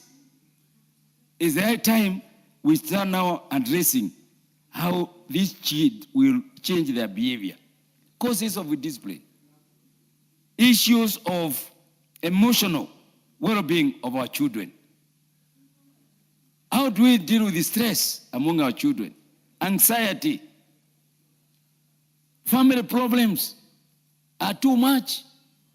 All these members of parliament almost every day, they are dealing with an issue related to family conflict. The churches are dealing with issues of family conflict every week. Madam Speaker, if you look some areas, there is poor performance. How do we address on how to improve academic performance in schools, some schools? How? How? If you today, and I have a very important case, Madam Speaker, and I want you to hear this. I have an orphan who scored A-, and our desire was to go to do medicine and surgery. But now, she cannot be admitted because limited spaces in the universities for medicine and surgery. The kid is now being forced to go and do chemistry at the university. This is a career person, there's a kid who will want to make medicine and essentially a career. But the society and the government does not give her an opportunity because of limited space. This kid, I'm sure, will be stressed up as she grows up. Madam Speaker, we'll have to really guide our children against exploitation. And some of them, really, they are being taken advantage of because of poverty. It is a very serious issue, Madam Speaker. Poverty has become a very serious issue, so that now our children, some of them are being exploited, either boys or girls. Sexual exploitation. There is no money. So we have to be close to these children. We have to start teaching them on how to survive. We have to guide them on how to work together as a community. Madam Speaker, vulnerable and poor children is a concern to all of us. So when you see unless honor members, it is not because these children don't know or they don't belong. It's because of absence of something. So, Madam Speaker, this point, I would like to challenge the Minister of Education and the TSC, Madam Speaker. They need to take the first read. They should not wait until members of Parliament comes up with a motion or a bill to make it mandatory for counseling. La Mukami is coming up because the Ministry of Education has failed to address the issue. Mulugala has come up because TSC has failed to address this matter.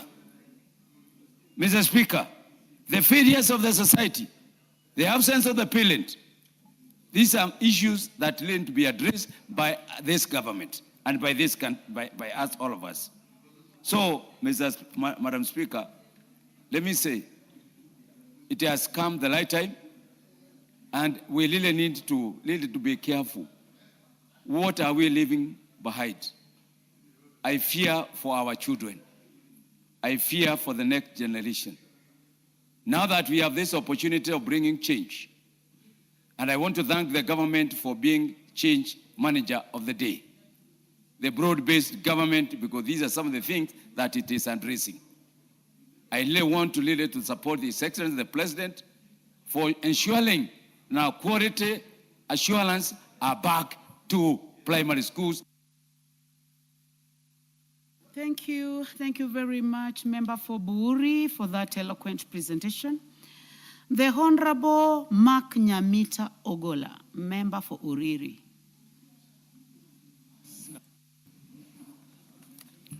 Thank you, Madam Speaker. I also rise to support this motion by my colleague, Honorable Rahab Mukami.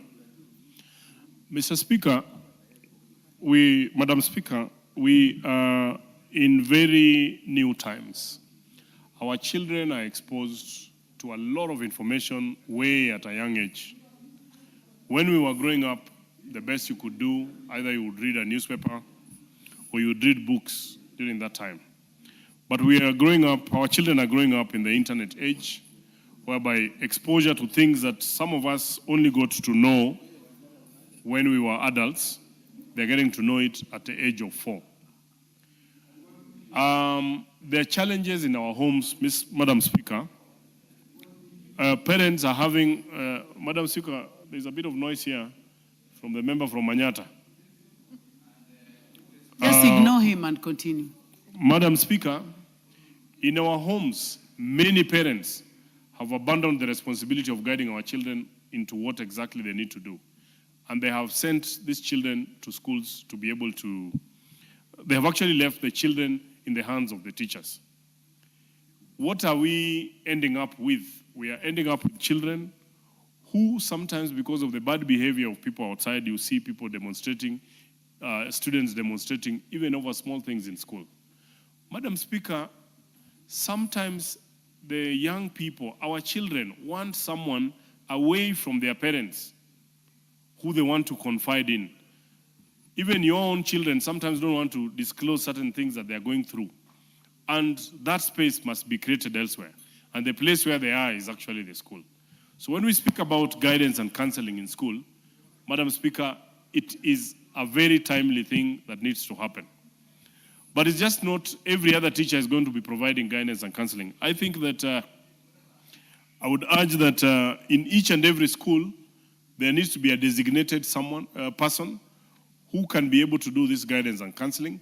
And if that training is missing, then those people should be adequately trained so that they're able to guide and counsel our children in schools. We have seen students burning their dormitories, burning their books, demonstrating against their teachers. We are also growing up today, the level of punishment that can be meted out on students and pupils in school is actually very limited. So teachers, even when students do the wrong thing, they only talk to them, or sometimes they just let them be for whatever it is. So if we introduce a mandatory guidance and counseling right from the young age until they actually finish school is going to be.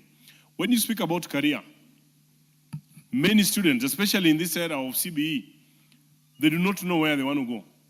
844 was a bit predictable. That, if you get these grades, then you will be able to do one or the other course. But today with the CBE curriculum, Madam Speaker, many students might end up misplacing themselves in terms of career. And therefore, during guidance and counseling, it will enable teachers to understand the strengths and the weaknesses of the children. They will properly be able to guide them on exactly what they need to pursue in their career. Madam Speaker, we are likely also to face another challenge. Most of our schools, because of the different pathways under this new curriculum, students or pupils will find themselves in a school that is pursuing a different pathway. And sometimes that particular pathway does not match their strength or their area of interest. So therefore, guidance and counseling needs to happen so that they know whether they need to change the school or whether they need to align accordingly. I do not want to speak much, Madam Speaker, but I want to congratulate my colleague member who has brought this very timely intervention, and that I urge my colleagues that this is something that really needs to be supported so that when the students open, this is a mandatory thing, and we will see a lot of improvement. Before, when we were in school, there used to be civic education. Civic education was telling us even on issues of patriotism and all those sort of things. Today, it is not as much, and it was mandatory even when we were in primary school. Guidance and counseling will also teach our students on how to be patriotic. It will teach our children on how to respect their parents and how to respect their leaders and how to carry out themselves going forward so that they don't copy every other thing that they see out there in the internet. With those very few remarks, Madam Speaker, I beg to support this, and I wish all my colleagues that they would also support this so that it can go through. Thank you, Madam. Thank you, Honorable Nyamita. Member for Lamu East, Honorable Rueda Mobo, Captain. Asante Bispika kunipatia nami nafasi nichangie kwenye hoja ya kuimarisha huduma za uongozi na ushauri nasaha shuleni. Bispika, wanafunzi hukumbana na changamoto mbalimbali za masomo, mahusiano, familia na maisha kwa jumla. Katika changamoto hizi wakikumbana nazo, hii njia ambayo itatumika ya nasaha shuleni itasaidia pakubwa sana. Kwa sababu hata yale matatizo ya nyumbani saa nyingine wanafunzi wanayachukua paka kwenye mashule, ambao si sawa kufanya hivyo. Hata wazazi saa nyingine wanachangia zile stress zao au mambo yao ya kinyumbani, wakaonesha mwanafunzi akatoka nayo kwa nyumba akaenda nayo akiwa hana raha kwa shule. So nasaha hizi zitasaidia sana kwa wanafunzi. Bispika, ushauri na nasaha huwasaidia wanafunzi kufanya maamuzi sahihi na kujenga tabia njema. na tunajua tabia njema kwa shule ndio matokeo mazuri. So hii ikifanyika na ifanyike kisawasawa, sio sisi hapa kufanya tu hii hoja kwa hapa, manake nakumbuka paka pia bunge lililopita ilikuwako hoja kama hii na sijui ilifikia wapi. So naomba hili lichukuliwe kwa ile committee ya implementation, ihakikishe haya mambo yamefanyika, haya ushauri tunaotoa iwe sio tu kuzungumza, ihakikishwe yametumika. Speaker, nasaha hupunguza utovu wa nidhamu, matumizi ya dawa za kulevya na migogoro miongoni mwa wanafunzi. Speaker, katika mashule zetu mambo mengi, changamoto nyingi zimetokea za utovu wa usalama, na saa nyingine pia huwa tu ni katika ile umri wao. Sasa kama hawapati nasaha katika umri ule ambao wako nao, saa nyingine huleta matatizo mengi kwenye mashule. Pia nasaha husaidia wanafunzi kuelewa vipaji vyao, pia husaidia kuchagua taaluma zinazofaa. Wakipewa nasaha pale, ikiwa kuna mtu wa kuwasaidia, sio walimu peke yake, mipangilio mizuri itawasaidia hata wanafunzi kufanya uamuzi bora na watafika mbali zaidi. Sio mtu ajichagulie tu bila kuelewa kitu anachotaka kufanya, kisha akifika mbele ashafika, sasa potezea mzazi pesa zake na time pia yake ashapoteza, anabadilika na kuwa hataki lile ambalo analisoma, kwa sababu atapata kujielewa na atapata kwenda kupata matibabu mapema na ataweza kuendelea kwa maisha yake. Saa nyingine pia mwanafunzi aweza kuwa amepata pengine mimba ya mapema. Akipata ile mimba ya mapema ambazo hata hatuzitaki zile mimba za mapema, lakini ikisha kutokea hakuna haja kufanya madhambi makubwa zaidi kwenda kutoa mtoto au kwenda kujiua. Akipata nasaha dika. Speaker, mimi nataka nimpongeze sana Mheshimiwa Rahab Mukami.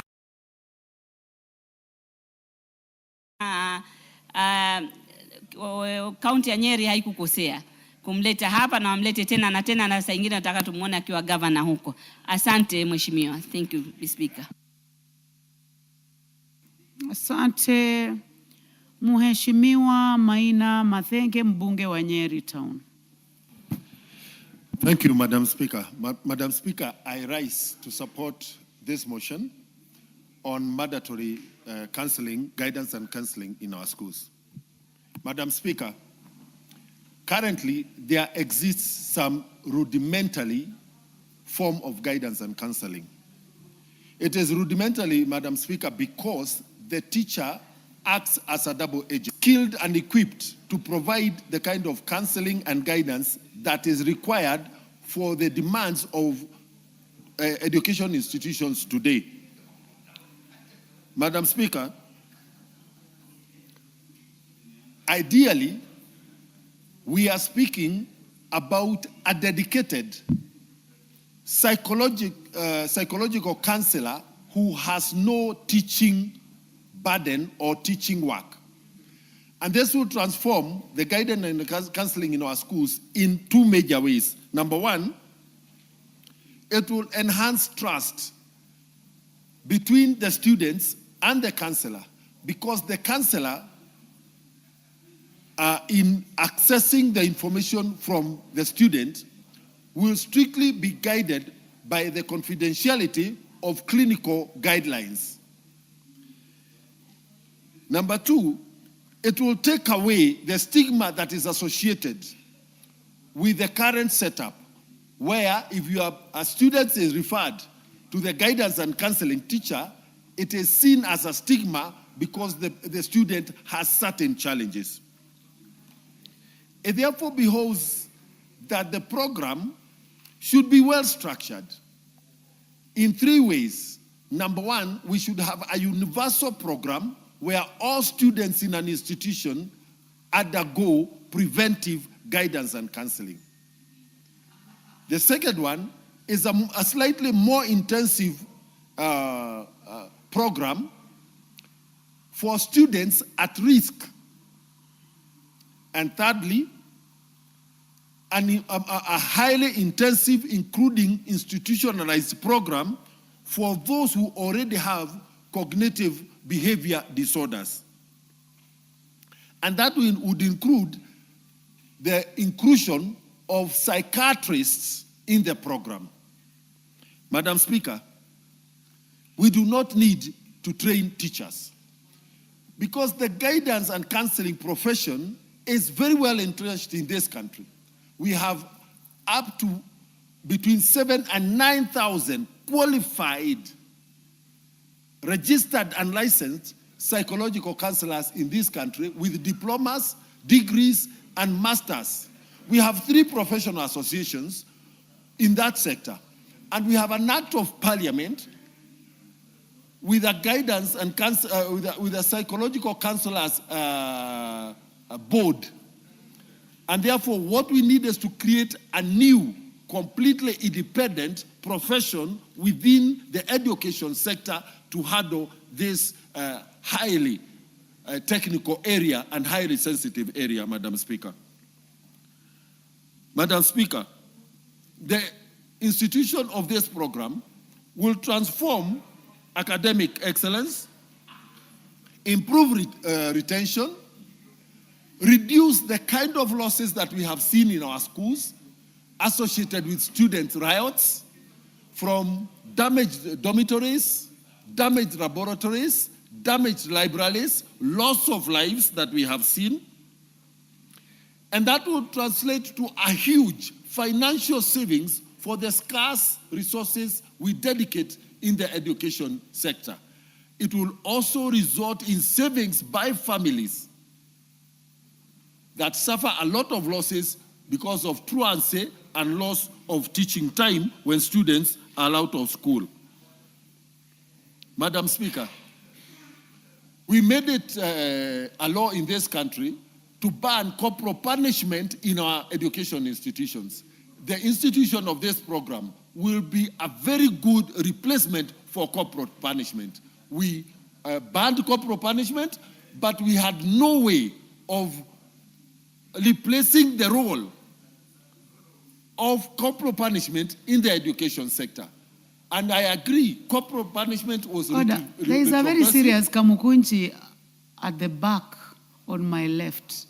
The consultations are not as high, but when it comes to the laughter, Honorable Babu Owino, it is so loud that sounds like it is in a Linda Kura rally.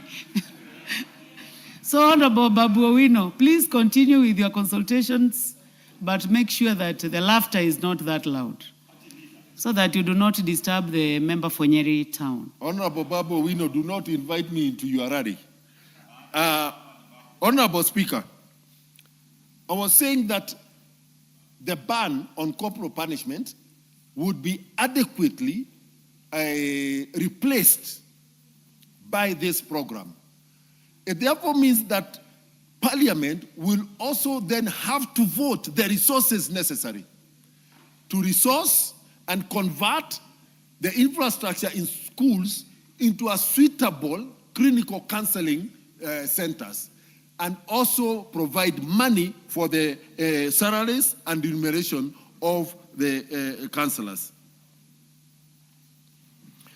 Madam Speaker,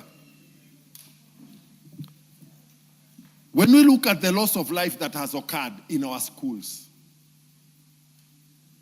and Nyeri has suffered, there was loss of life some time back at the Nyeri High School, then the Hill Academy in Kieni, Changuli, I think in Ukambani. The list is endless.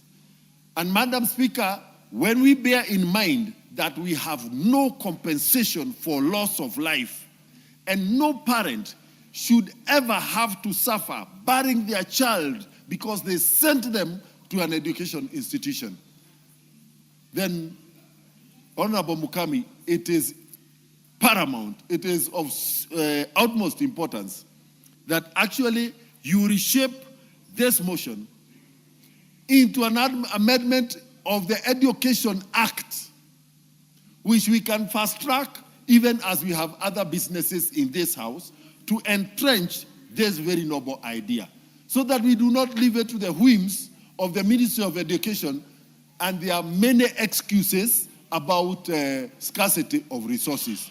But most importantly, it will also give this house an entry into the budgeting process to provide resources to support our parents and our families.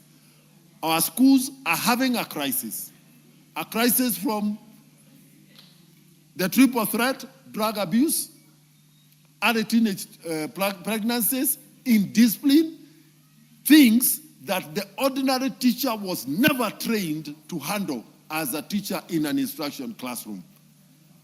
Madam Speaker, I support, and thank you for the opportunity to contribute. Thank you. The Honorable Mishimboko, member for Likoni. And Commissioner. Asante sana, Bispika. Bispika, hata mimi nasimama kuunga hoja hii ambayo inazungumzia kuhakikisha mipango ya lazima ya kuhusiana na mwongozo na ushauri au nasaha kwa wanafunzi wetu katika shule zetu za msingi na shule zetu za upili. Nataka nizungumzie masuala haya, Mheshimiwa Bispika, tumeyazungumzia sana hata katika bunge mbili za nyuma zilizopita.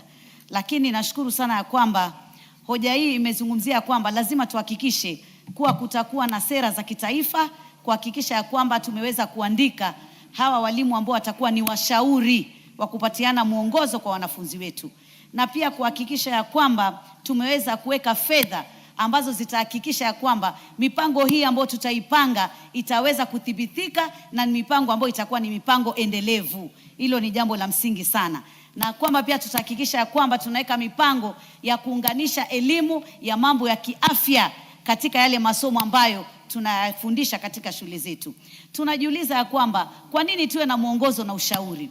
Wanafunzi wengi sasa hivi katika shule zetu tunaona wanakumbwa na changamoto nyingi sana.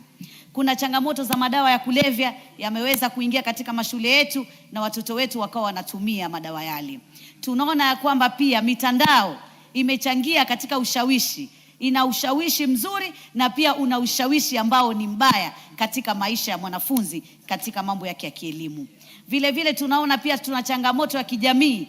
Jamii zetu nyingi utapata ndoa nyingi zimevunjika, hivyo basi watoto wanabaki na mzazi mmoja, pengine wanabaki na mama ama pengine wanabaki na baba. Na inakuwa ni changamoto kubwa sana, wanafunzi wanapitia kule majumbani ambapo hawawezi kuzungumza pengine wakiwa shule, lakini wanahitaji ushauri. Vile vile pia tunaona ya kwamba kuna changamoto ya kiuchumi. Watoto pia wengine wamezaliwa katika hali ya umaskini sana, hivyo basi kuwapatia msongamano wa mawazo na kuwapatia changamoto sana katika elimu zao. Je, tunajiuliza katika mambo ya mwongozo na ushauri yanasaidia nini katika wanafunzi wetu? Tunaona kwamba hata katika kuchagua masomo yale ambao wataendelea nao lazima wapate ushauri na mwongozo. Iwapo utataka taaluma fulani kule mbele baada ya masomo, lazima upate mwongozo. Je, ni masomo gani utatia bidii na ni masomo gani utapatia kipao mbele ili uweze kufikia shabaha yako? Vile vile pia tunaweza kusema ya kwamba itakupatia maamuzi sahihi wakati utakuwa umepata mwongozo na ushauri wa kufaa. Vile vile mwanafunzi akiwa na msongamano wa mawazo ambao imefikia mpaka ile kwa Kiingereza tunasema stress ama tunaita Kiingereza depression, yani msongamano wa mawazo ambao unaleta itilafu ya kiakili.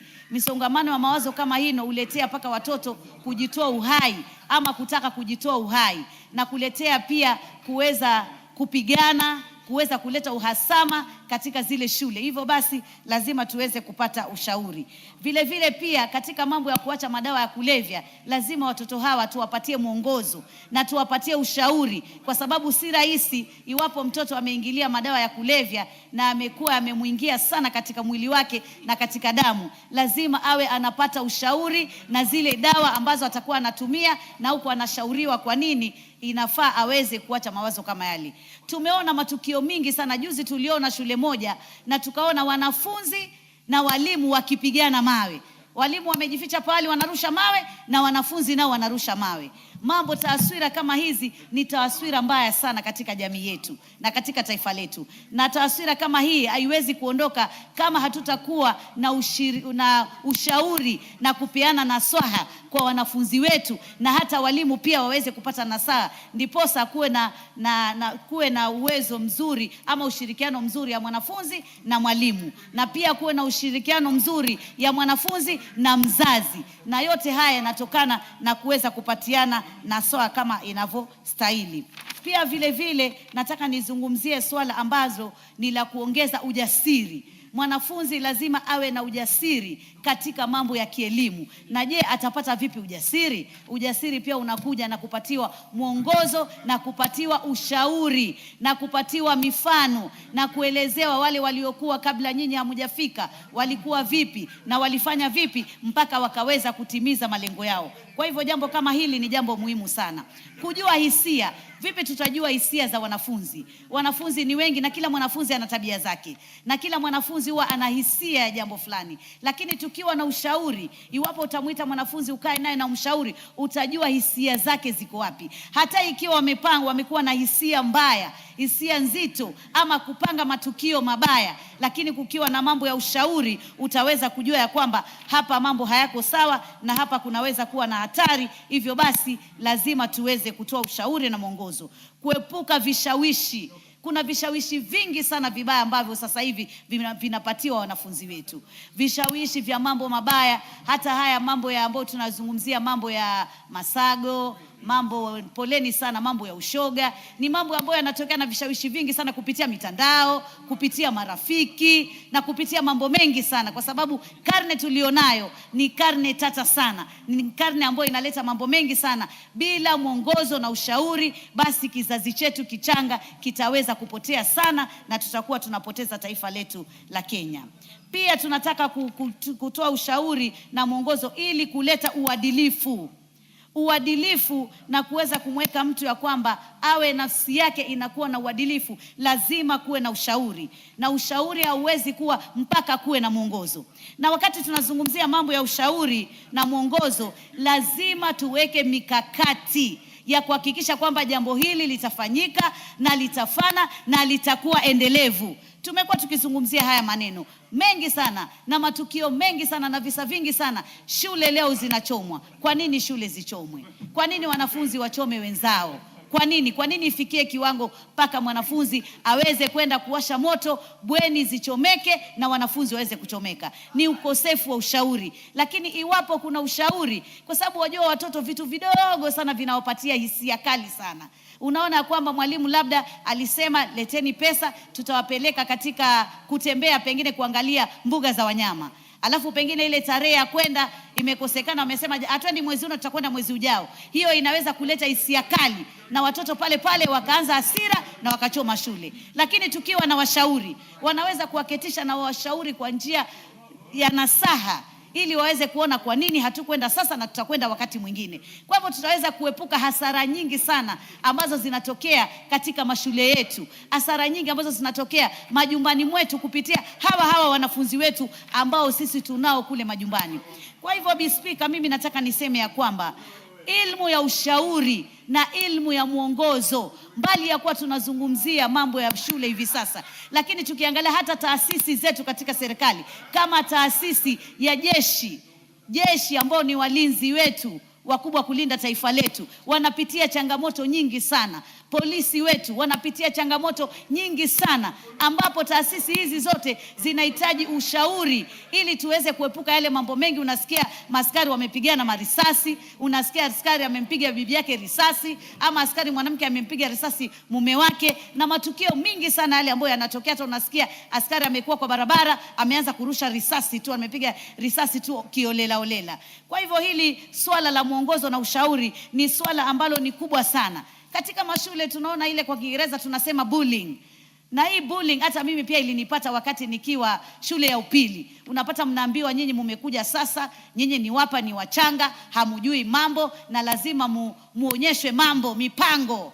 ndio muweze kukazana. Katika njia zile mnafanyiwa maonevu mengi, mnadhilalishwa, na watoto wengine roho zao ni ndogo. Wakifanyiwa mambo kama yale, wanaona uonevu mwingi sana, wanakuwa na hisia na wanaweza kufanya jambo baya kama kujitoa uhai ama kama kufanya kitu chochote chingine kibaya. Kwa hivyo kukiwa na wale washauri, najua hivi sasa tuna wale ambao tunawaita kwa Kiingereza matron, ambao wako kule katika bweni zetu za zile shule za bweni, lakini wale hawatoshi.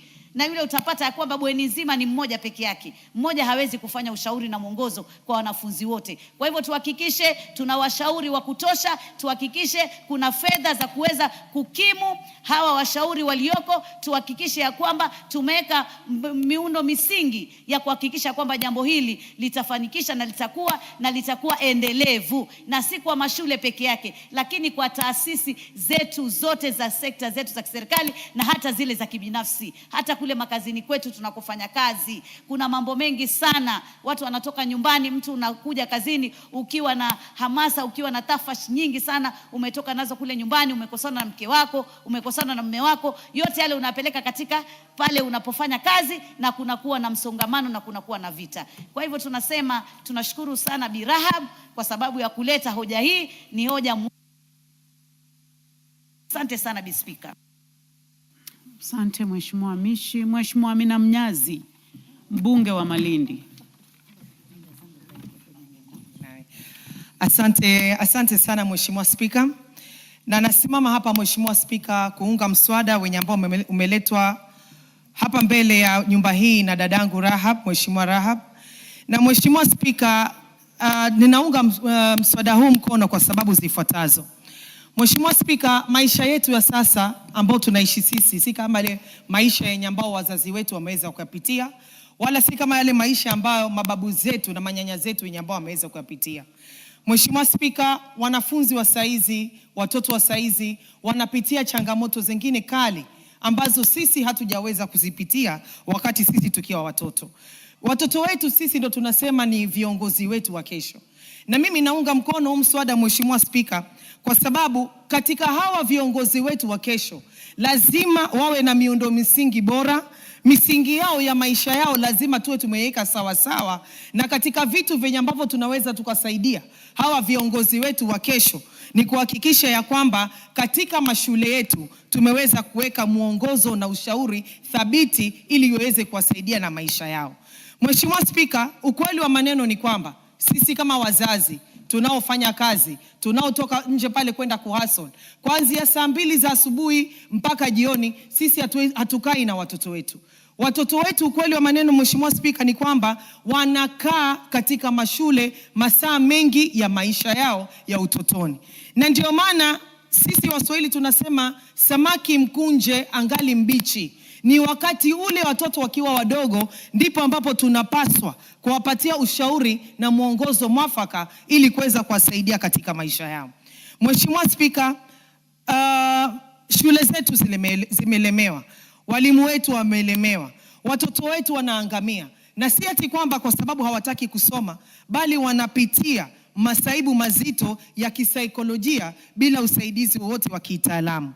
Mheshimiwa Spika, tunahitaji walimu ambao watakao kuajiriwa na TSC, ambayo kazi yao asubuhi hadi jioni itakuwa ni kusikiliza, kulinda na kuwaponya watoto wetu kisaikolojia. Tunashukuru ile kazi ambao walimu wetu wanafanya saizi, lakini hatuwezi kuwapatia walimu wetu mzigo mwingine ya kuweza kufanya masuala ya mwongozo na ushauri. Wacha walimu wale ambao ni wa TSC waweze kufanya kazi yao ya kufundisha hawa watoto, na tuweze kuleta experts, tuweze kuleta wataalamu ambao wanaielewa hii kazi. Mheshimiwa Spika, unajua mtu mwenye ambaye anafanya hii kazi kuna vipengele ambavyo lazima ameweza kuvifikia. Lazima awe ni mtu ambaye ni mcheshi, lazima awe ni mtu ambaye yuko friendly, lazima ni mtu ambaye anaelewa saikolojia ya watoto, mtu ambaye anaweza kutangamana na wao, na mtu mwenye ambaye watoto watakuwa kwa karibu na wako na urahisi wa kuzungumza na kufunguka yale matatizo ambao wao wanayapitia. Hawa walimu wetu saizi Mheshimiwa Spika, nikizungumza kuhusu masuala ya Malindi na Kilifi County, kuna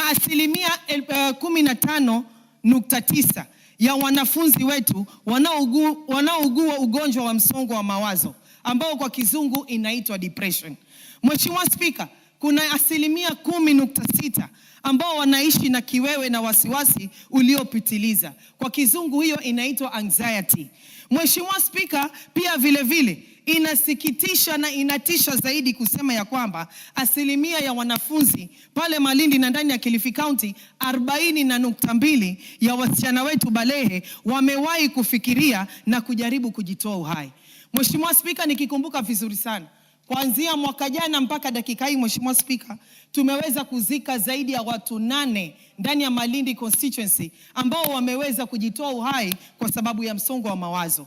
Na katika hao watu 8 Mheshimiwa Spika, mmoja wao alikuwa ni mwanafunzi ambaye alikuwa bado anaendelea na masomo yake na aliweza kujitoa uhai kwa sababu ya shida kama hizi Mheshimiwa Spika. Mheshimiwa Spika, pia vile vile ni lazima watu kama hawa waweze kupata, sisi wazazi tuweze kufanya jukumu letu, walimu waweze kufanya jukumu lao, lakini tukiweka mtu kama hivi, mtaalamu kama huyu mwenye ambaye atakuwa anawasaidia kwa mwongozo na ushauri, haya matatizo ya hawa wenye ambao wako na ugonjwa wa mawazo, wenye ambao wako na wasiwasi, wenye ambao wamejifikiria kujiua, angalau watapata nafasi ya kuweza kuzungumza na kuweza kufunguka, na 1% kubwa wataweza pia vile vile kusaidika Mheshimiwa Spika. Mheshimiwa Spika, kule ndani ya Malindi na Kilifi County pia vile vile inasikitisha kusema ya kwamba 12% ya wasichana wenye umri wa miaka 15 hadi 19 wameweza kupata ujauzito na tayari na kina mama Mheshimiwa Spika. Niko na imani ya kwamba tukipata wataalamu kama hawa ambao wataweza kuinteract na kujadiliana na hawa watoto, idadi ya ile 12.5% itakwenda kupungua Mheshimiwa Spika. Tunataka tujue ni sababu gani watoto wanapata mimba za mapema Mheshimiwa Spika. Tunataka mtu mwenye ambaye anaweza kufungukiwa, ambaye anaweza kufanya urafiki na hawa watoto ili kuhakikisha ya kwamba haya matatizo ya mimba za mapema tumeweza kuzisawazisha Mheshimiwa Spika. Pia vile vile masuala ya pwani, tuko na matatizo ya madawa ya kulevya Mheshimiwa Spika, ambazo takwimu zinaonesha ya kwamba 84% ya watumiaji madawa ya kulevya katika ukanda wetu wameingizwa kwenye matumizi ya bangi na vile vile mogokaa na miraa. Uraibu kama huu unaanza mashuleni Mheshimiwa Spika, na ndio maana tunaona umuhimu wa jambo kama hili kulazimishwa kuwekwa katika orodha yetu na masomo yetu ya shule ili hawa watoto waweze kusaidika Mheshimiwa Spika.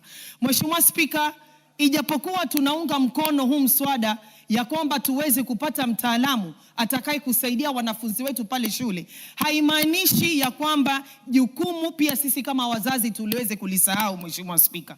Watoto ni wetu sisi, tunawazaa sisi, tunawalea sisi.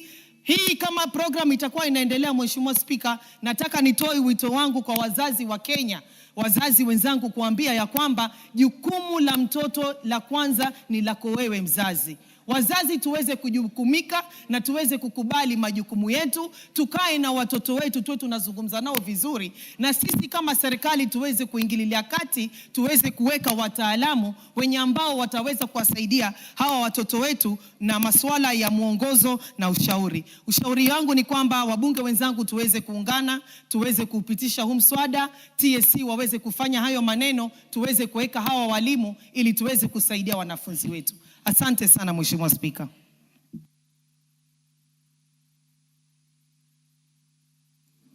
Asante. The Honorable Irene Mayaka, nominated member. Thank you, Honorable Speaker, for the opportunity to also add my voice to this very important motion. Motion that has been sponsored by the Honorable Rehab Mukami. And Honorable Speaker, just to thank Honorable Mukami for bringing this particular motion, because at this particular point, when you look at the different generations that we do have, and Honorable Amina also alluded to the same, we have a generation that is now extremely exposed, not only to social media, but access to different forms of information, whether it's through television, radio, social media, or even the interactions that our children and the younger generation have. Honorable Speaker, this is a generation that has access to a lot of things that are going on, and not only in our country, but across the entire globe. And therefore, Honorable Speaker, it is very important that this particular motion is coming at this particular time, because it is very crucial that we do have in place a proper, mandatory and structured and well-framed guidance and counseling program in all public and private primary and secondary schools. And Honorable Speaker, one of the reasons why I really support this is because when you look at the whole year, in terms of the 12 months of a year, our children spend most of their time within the school environment. They spend most of their time with their teachers. And yes, Honorable Speaker, in as much as we Honorable also say... Ruto, you have a point of order? Thank you so much, Madam Speaker. Listening to the contributions from members in this floor of the House, appreciating the fact that every member is in support of this particular motion presented by Honorable Rahab Mukami, member of Parliament, Nyeri County. I want to stand under Standing Order number 95, that the mover can be called to reply. Thank you. Honorable members, I need to put this to test. Honorable members, is it the mood of the House that I call upon the mover to reply? Will as many as of that opinion say aye? Aye. Will as many as of a contrary opinion say nay? The ayes have it. I'll call upon the mover to reply, and I will encourage you to, if you... Honorable Speaker. Order, Honorable Mukami.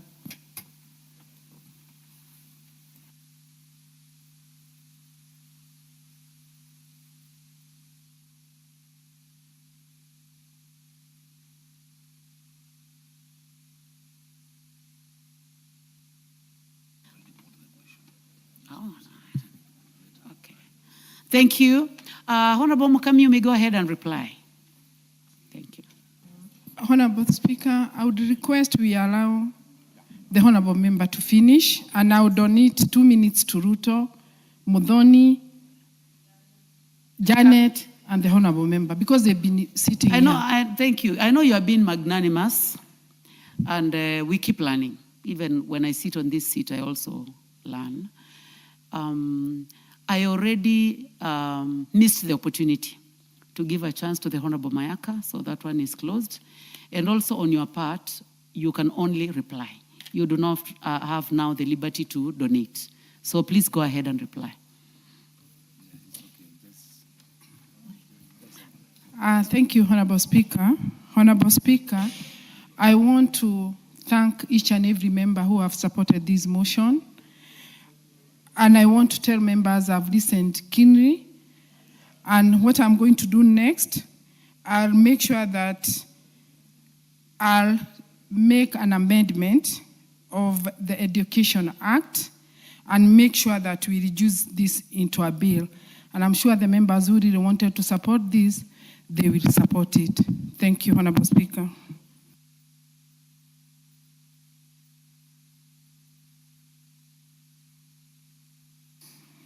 I beg to reply. Thank you, Honorable Speaker. Thank you. Honorable members, I now put the question.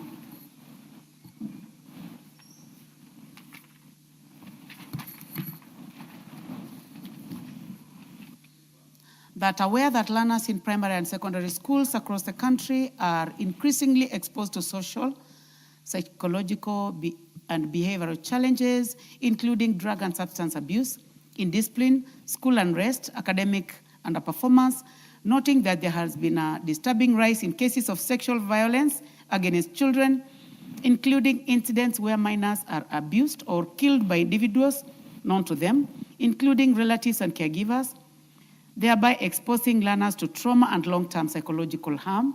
Further noting that many learners come from homes affected by domestic violence, family inability, economic hardships, and other social pressures that adversely affect their emotional well-being, safety, and concentration in school, concerned that guidance and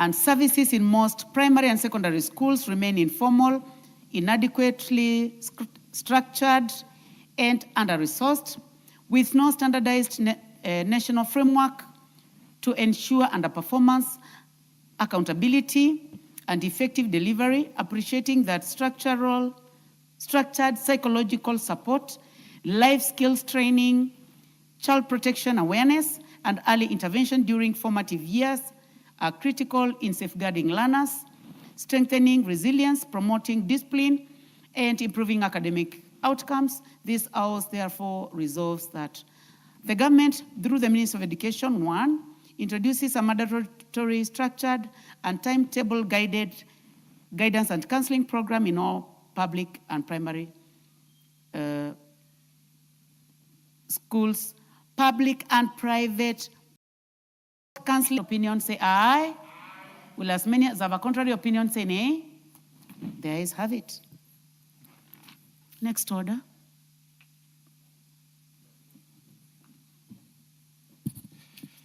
Order number 12, motion.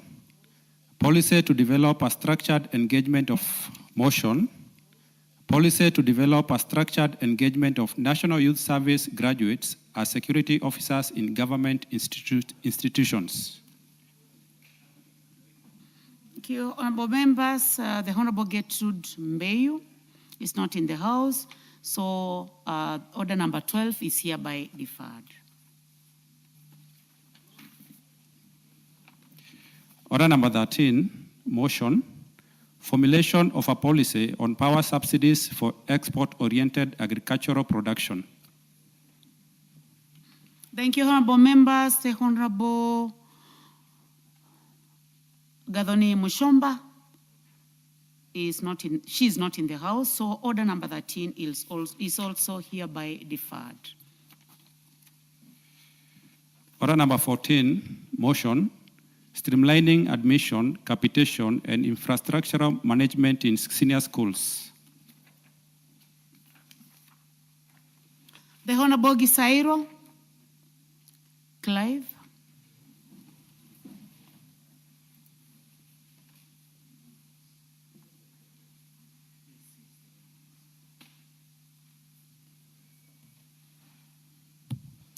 Thank you, Honorable Speaker. Honorable Speaker, that are aware that the Kenya education sector has faced escalating infrastructure pressures culminating in overstretched facilities, particularly in boarding schools. Concerned that despite the introduction of an online learner placement portal in December 2025 by the Ministry of Education to widen access and expedite transfers among schools, there continues to be inequitable outcomes, disproportionately disadvantaging rural learners who suffer digital exclusion, acknowledging that parental preference for Category 1, commonly known as C1, and Category 2, C2 schools owing to their improved infrastructure, including boarding amenities, causes over-enrollment in C1 and C2 schools, recalling that during the inaugural admission of grade 10 learners into senior schools in January 2026, under the competency-based curriculum, some C1 and C2 schools invariably admitted learners at double or more of their approved capacity, noting that this tendency leaves most Category 3 and Category 4 schools severely under-enrolled, some below their viable enrollment capacity, concerned that the current capitation model based on the number of learners per school is not only misaligned with actual school facilities, but also encourages over-enrollment by some schools in pursuit of higher capitation funding, observing that the resultant overcrowding in C1 and C2 schools has eroded the recommended teacher-to-student ratio of 1:40, fueled teacher burnout, diminished instructional quality, affected individual learner attention, overstretched facilities, and compromised learner safety in cases of emergencies. Now, therefore, this House resolves that the Ministry of Education, in collaboration with other relevant government agencies and stakeholders, recalibrate the education capitation formula to reflect actual infrastructural capacity and ensure that schools receive proportional and equitable capitation so as to incentivize enrollment, diversification, and achieve equitable distribution of learners across the school's categories. 2, develops and enforces guidelines for capping the number of streams per category of schools at a maximum of 10 for C1 schools, 8 for C2 schools, 5 for C3, and 3 for C4 schools, with each stream not exceeding 40 students, and 3, implements a targeted and accelerated infrastructural upgrade program in C3 and C4 schools, including classrooms, laboratories, ICT hubs, boarding sanitation and amenities, so as to achieve infrastructure standardization across all categories of schools, safeguard the quality of education, and systematically eliminate overcrowding in C1 and C2 schools. Honorable Speaker, I think this House is much aware that cases of fires in schools, including the most recent at Utumishi, these cases make the headlines in this country, but shortly after, the country moves on. We have never bothered as a country to address the root cause of the problems we face in our schools. Honorable Speaker, after the school fires, we had ministry officials saying that part of the reason of our problem is the 100% transition. Honorable Speaker, there is nothing further from the truth, because the number of secondary schools in Kenya can still comfortably absorb and accommodate all the students who transition from the primary level. Honorable Speaker, Kenya today has 9,500 secondary schools. These are split into 204 C1 schools, 692 C2, 1,373 C3 schools, and 7,234 C4 schools. Honorable Speaker, the appetite towards feeling that all students need to go to C1 schools is where our problem begins. If the ministry and the government put an effort, concerted effort, to ensure that we improve infrastructure in all our schools in this republic, because the teachers are the same, the teachers have similar qualifications, then we will avert these problems. The appetite for us having our children in boarding schools separates the parents from the children, and sometimes parents do not know the behavioral change of their very own children. Honorable Speaker, money follows the child in the current capitation system. Some schools have even resorted to exam cheating to be seen to be well-performing and attract students, therefore turning our schools into business centers. A school with 3,000 students, Honorable Speaker, with one football pitch, a dining hall with a capacity of less than 1,000, no basketball court, no swimming pool.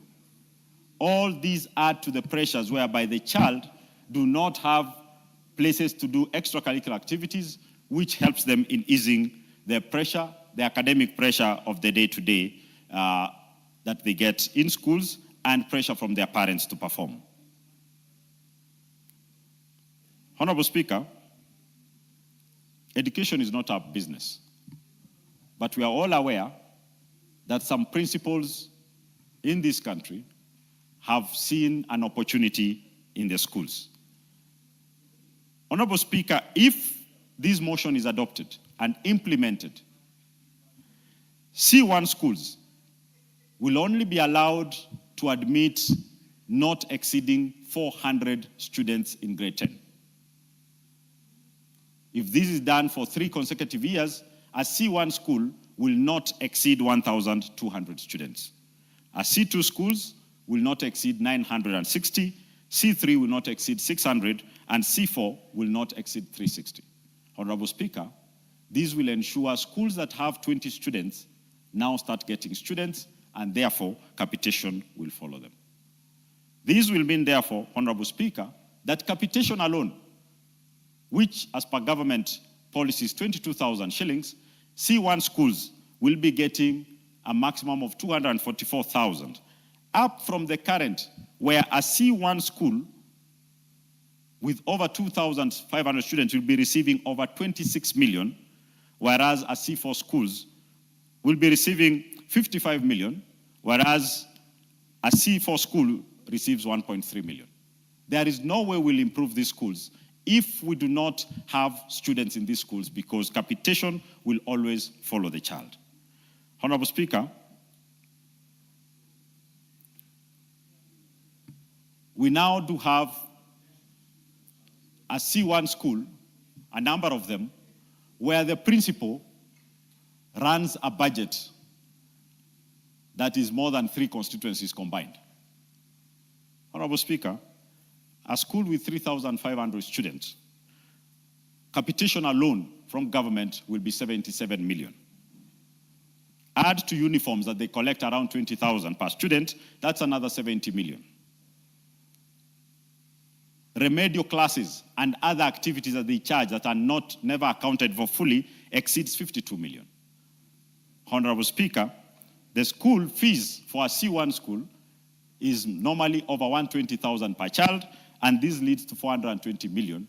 And therefore, this school alone should even be having their principals come to committees of parliament to account for the public funds, because this school at some point receives up to a tune of 1 billion in a year. These inequalities, Honorable Speaker, is what has led that even when government officials, we visit some of these schools, we see the magnitude of the school and we say we are giving this school 100 billion. Yet there is a school in most of the constituencies here that doesn't even have a single laboratory. If we have this motion adopted, Honorable Speaker, we are going to have equitable distribution of number of students across the country. We will not have pressures of the children not being attended to due to the sheer numbers of classes. A school having 33 streams in grade 10 alone, totaling 100 streams in a school. A principal trying to manage over 3,500 students means also that the staff room population is big. And therefore, the principal will not only be dealing with students, but also will be handling staff room politics. Honorable Speaker,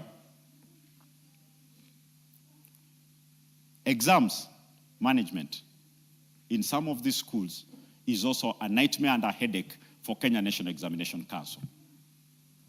Once a school that has a candidate enrollment of over 1,000 students and with a standard spacing, this is a nightmare for Kenya National Examination Council.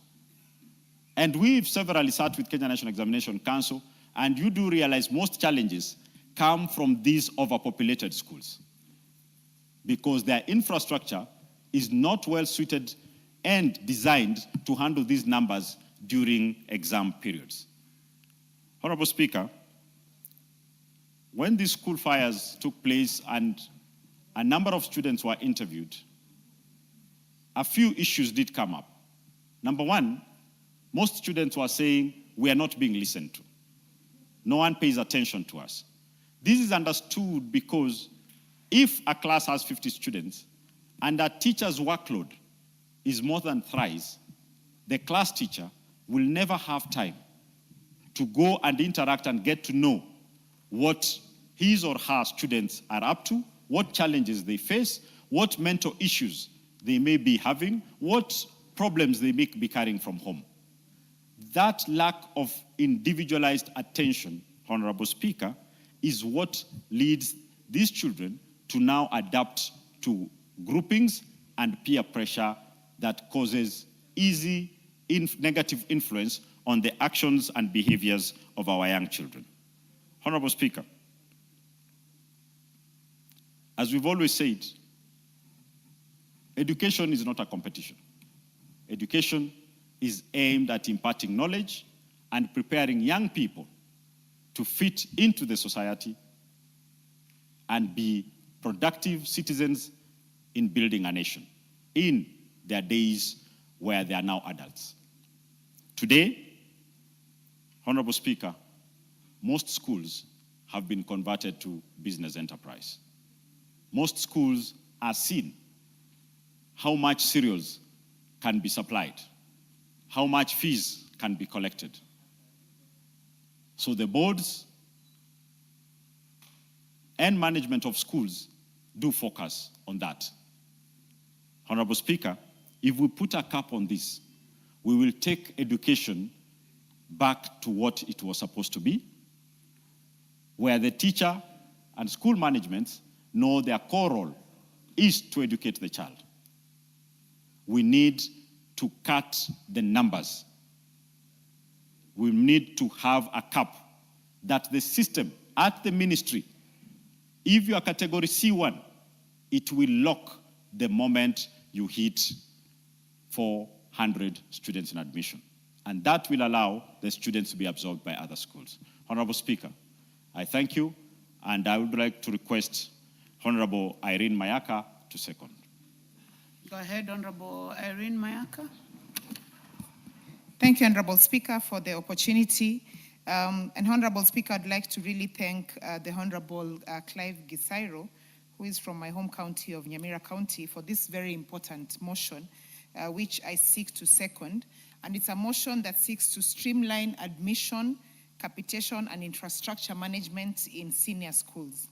Honorable Speaker, as has been said by the mover of this particular motion, is that if you look at the different categorization of our schools at the moment, and especially the admissions and intakes, and this was really experienced during the grade 10, where we witnessed some of the national schools took in students way more than the capacity that they actually were allowed. And Honorable Speaker, if we do have a structural way in which we ensure that the different schools in the different categories, whether it's category 1, category C2, C3, or C4, actually are capped in terms of the numbers that they are able to take, then in that way, Honorable Speaker, we'll be able to ensure that the students are actually getting better management in terms of the learning, in terms of safety, in terms of the environment, the learning environment in which they operate under. And Honorable Speaker, even the teacher-student ratio, because it does not really make sense when you have different classes in a stream. The teacher does not even know the names of their students because the students tend to be too many. So there's no that personal relationship between a student and the teacher. The second thing, Honorable Speaker, is about the bed capacity, especially in boarding schools. If it is a school that, say for example, grade 10 is supposed to have 400 students, but they end up being almost 800. So that means that in some instances, you could even have children sharing beds, which, Honorable Speaker, has led to a lot of immoral issues that we are being faced with. And so, Honorable Speaker, this is quite very important because schools sometimes, because a lot of students are passing, and so they tend to not be able to say no to students who have done well in school, despite the fact that they don't have capacity for this. And Honorable Speaker, even the quality of meals that our students are actually getting in schools is affected, because a school that is meant to have 1,000 students, but now has 2,000 students, it means that the quality of food that they get is actually not very good. Honorable Speaker, some of the issues that we've had, the strikes, the burning of schools, are as a result of some of these things, Honorable Speaker. And so it is incumbent upon us as a National Assembly to ensure that we are putting in place and we are telling the ministry to put guidelines and structures in place that are very specific and that cannot be affected by these circumstances. And Honorable Speaker, just to mention that, for example, right now, even when you look at the university entrance, like one of the issues that is being faced by the medical faculty is that they are admitting more students then they should actually be admitting in some of the top universities. And these are the repercussions and issues that the KOOPS is having, that the different departments within the education system is having, that are really causing problems to an extent that there is no quality education that people are receiving. And Honorable Speaker, also, we want to have more alliances, more mangus, more precious bloods across the whole country. So if we do have this in place, it means that the amounts of capitation will actually dwindle down to the other school institutions that we do have, and a good spread of resources. Because as I say, Honorable Speaker, is that money follows functions.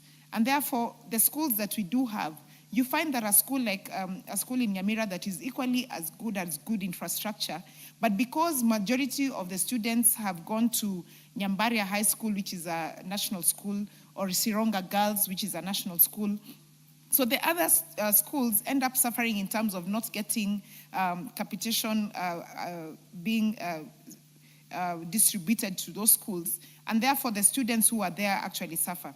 So, Honorable Speaker, I just want to say that this is a very, very important motion that the Honorable Clive Gisairo has brought, and knowing the fact that he sits in the Education Committee, I know he has a lot of experience in terms of feedback that they do receive from different institutions, as well as state departments within the education structure about this particular issue.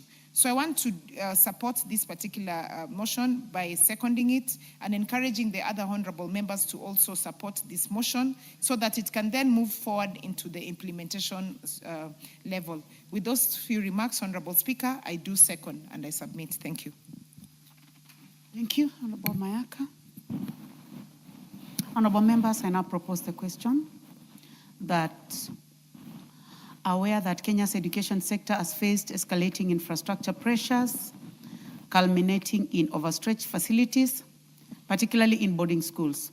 Concerned that despite the introduction of an online learner placement portal in December 2025 by the Ministry of Education to widen access and expedite transfers among schools, there continues to be inequitable outcomes, disproportionately disadvantaged rural learners who suffer digital exclusion. Acknowledging that parental preference for Category 1 or C1, Category 2, C2 schools, owing to their improved infrastructure, including boarding amenities, causes of enrollment in C1 and C2 schools. Recalling that during the inaugural admission of grade 10 learners into senior schools in January 2026, under the competency-based curriculum, some C1 and C2 schools invariably admitted learners at double or more of their approved capacity. Noting that this tendency leaves most C3 and C4 schools severely under-enrolled, some below their viable enrollment capacity, concerned that the current capitation model, based on the number of learners per school, is not only misaligned with actual school facilities, but also encourages over-enrollment by some schools in pursuit of a higher capitation funding, observing that the resultant overcrowding of C1 and C2 schools has eroded the recommended teacher-to-student ratio of 1:40, fueled teacher burnout, diminished instructional quality, affected individual learner attention, overstretched facilities, and compromised learner safety in cases of emergencies. Now, therefore, this House resolves that the Ministry of Education, in collaboration with other relevant government agencies and stakeholders, 1, recalibrates the education capitation formula to reflect actual infrastructural capacity and ensure that school receives proportional and equitable capitation as to incentivize enrollment, diversification, and achieve equitable distribution of learners across school categories. 2, develops and enforces guidance for capping the number of streams per category of schools at a maximum of 10 for C1 schools, 8 for C2 schools, 5 for C3, and 3 for C4 schools, while each stream not exceeding 40 students. And 3, implements a targeted and accelerated infrastructural upgrade program in C3 and C4 schools, including classrooms, laboratories, ICT hubs, boarding, sanitation, and amenities, so as to achieve infrastructure standardization across all categories of schools, safeguarding the quality of education and systematically eliminate overcrowding in C1 and C2 schools. Honorable members, we can now go ahead and debate. I see Honorable Mishi's card in the house, but I believe she has stepped out for another matter. I now give this opportunity to the Honorable Dorothy Kiara, nominated member. Thank you, Madam Speaker.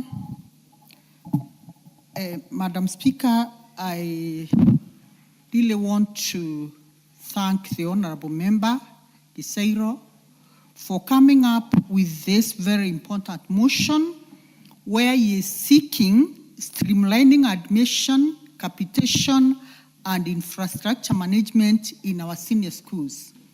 Honorable Speaker, it is important for all of us to agree that education in this country is a basic right.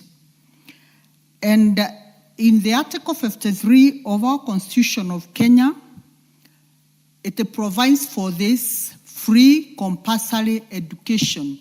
And therefore, Honorable Speaker, 100% transition of our students is not the reason why we are where we are in the education sector. Madam Speaker, it is important for all of us to admit that we have enough schools in this country. Coupled with what this government, this administration of Dr. William Samoei Ruto has managed to do and achieve in the last 4 years. 100,000 teachers, additional to what was already existing, is no means. It's not a small means, Honorable Madam Speaker. And therefore, Honorable Madam Speaker, I don't want to dwell on so much on what field structural systems can do. Because, Honorable Madam Speaker, here we are only talking about one thing, a policy lapse.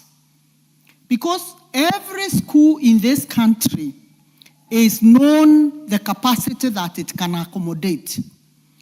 But because, Honorable Speaker, we all fail to feel sufficient that our children, including our own students, can be able to learn in a local school and achieve. This is why we all crave and want to overcrowd schools that have a title. I dare say, Honorable Speaker, these schools are not overcrowded by our local communities. It is as they reach. We want our children to go to Alliance. We want our children to go to Nairobi School. We want our children to go to the Nana. And subsequently, what we do is we go and insert a lot of pressure to the principals in these schools because they are commanded to take more than the capacity, what they can accommodate. Honorable Speaker, I don't think an ordinary Kenyan can force a Kenya high school principal to accommodate an extra student in that school. So the capacity is well known. But because of the culture of us Kenyans, wanting to do things always so that we can turn around again and complain, that is why we are where we are. Honorable Madam Speaker, I want to agree with what Honorable Giseiro is trying to advance. Overstressed facilities, compromised learners' safety, especially in terms of emergencies. And we have had these emergencies in the very recent in the very recent times. And we are waiting for another calamity in the future so that we can come back again here and ask what is it that is not happening. We don't correct the mistakes that we are in. Honorable Madam Speaker, we have the full burnout of our teachers in schools which are overcrowded. Whereas, Madam Speaker, we have schools in this country where teachers will sit in the staff room having very few lessons to teach because they don't have enough students. I want to agree with the honorable member because he is seeking that we have improved infrastructure in all our schools. It is not difficult, Honorable Madam Speaker, for us to change all our schools and turn them to the level of C1. If we wanted to do that, we can do it. We have the capacity. We have all what it takes. And we have examples of schools that are doing exemplarily too well in academics, regardless of what grade those schools, how those schools have been classified. Honorable Madam Speaker, I want to give an example of a school in Egembe South. Egembe South constituency, where the school has a capacity of over 1,500 students. It is a day school, Honorable Madam Speaker.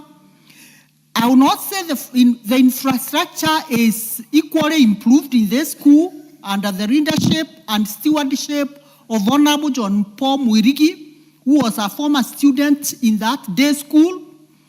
This day school has been doing very well. Last year, they had 400 students. And out of the 400, 308 translated to the university. That means, Honorable Madam Speaker, education and the quality of education that we want to achieve in this country is all in our minds. It is not in alliance. It is not in the C1 schools, Honorable Madam Speaker. So ideally, I want our parents to know we don't have to overcrowd in any institutions to achieve what our students will achieve at the end of their 4 years. Honorable Madam Speaker. Madam Speaker, I want to urge the authorities in this country. We are the ones who formulate these policies. And the Ministry of Education does not run short of policies. Let them adhere to the policies that they formulate. If the school capacity of a school's admission is 400 students translating to that school in grade 10, let no pressure allow them to take beyond the 400, Madam Speaker. This will ensure that all the amenities in that school will be enjoyed by the students in that school. It is hell when a student goes to a school with very high expectations, Madam Speaker, yet they squeeze in a dormitory. They cannot sleep comfortably. Food gets finished when they are in the queue because that school does not have the capacity. Honorable Madam Speaker, improving our infrastructure will be in vain because the more we improve one particular school and disregard even the other schools, the more that school will be overcrowded. So for us to have a cure of all this, Madam Speaker, it is very simple. Let us adhere to the policies that we formulate. Let this House be in the forefront of ensuring that when we pass this motion by Honorable Gisialo, the implementation part of it is followed to the letter. Because, Madam Speaker, we don't want to be a house that comes here, debates a motion, passes it unanimously, and there is no follow-up of the same. I would want to see a different scenario, Honorable Madam Speaker. Next year, January grade 10, that every school admits the capacity that the ministry has allowed them to admit. Madam Speaker, even capitation that we are talking about, capitation, because if we over-enroll, the capitation that will go to that particular institution will not match with the students in the institution. So, Honorable Madam Speaker, I support this motion, and I want to say, let us walk the talk. Thank you, Honorable Madam Speaker. Thank you very much, Dorothy. The Honorable Millie Othiambo.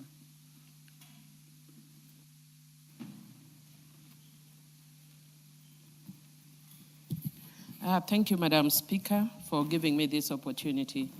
And Madam Speaker, I want to thank Honorable Getsaido for bringing this important motion. And Madam Speaker, I think it's very notable that this motion is brought by Honorable Getsaido, who is a one-term proponent, and seconded by Honorable Irene Mayaka, a two-term proponent. Madam Speaker, I wanted to say this before I commence because I want our young people outside there to note that members of parliament are not taking pangas and cutting themselves.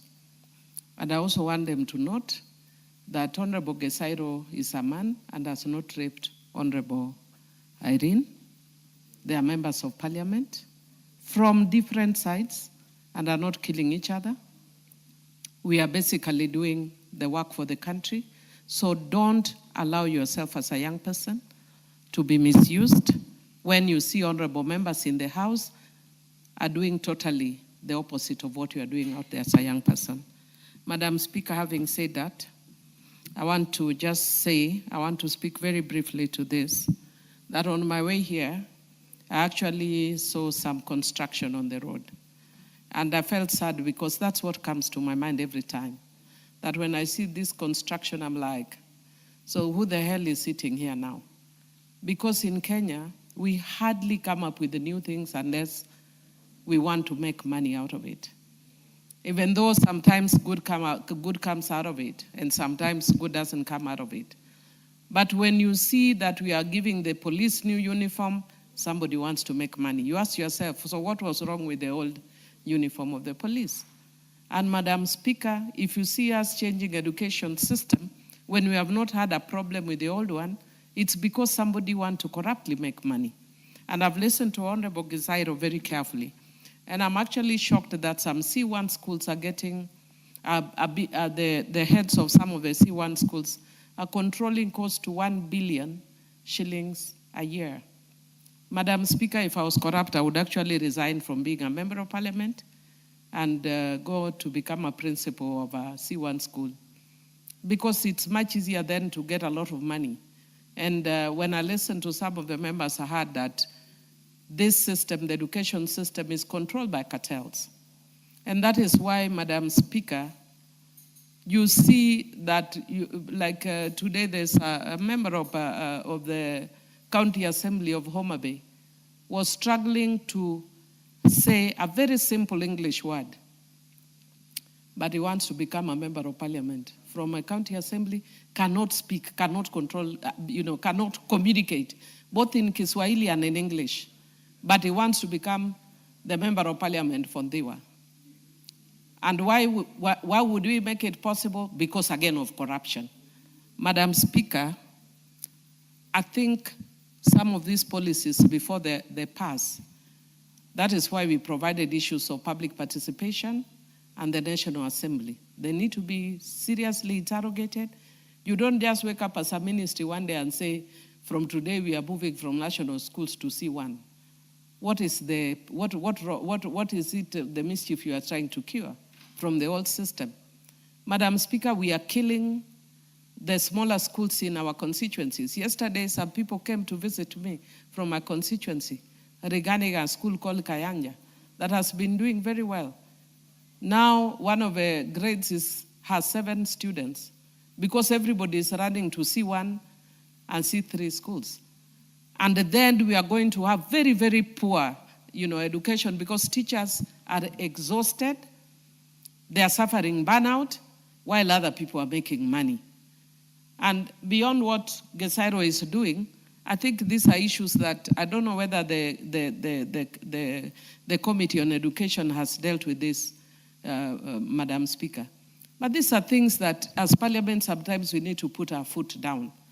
You can't have schools like Alliance having more than their fair share simply because money must come with the number of students. We have recently seen students and arrests. And I heard Honorable Mukami as I was coming, moving a very good motion on counseling for children in schools.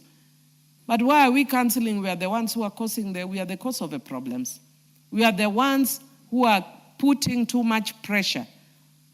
How can one teacher be responsible for 500 students, Madam Speaker?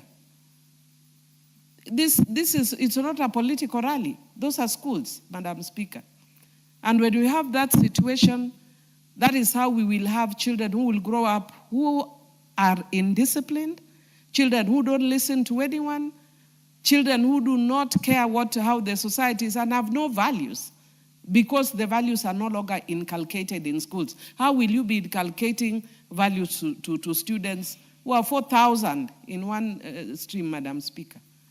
I think this should actually, if you are serious as a country, this should be considered a crisis and dealt with as a crisis.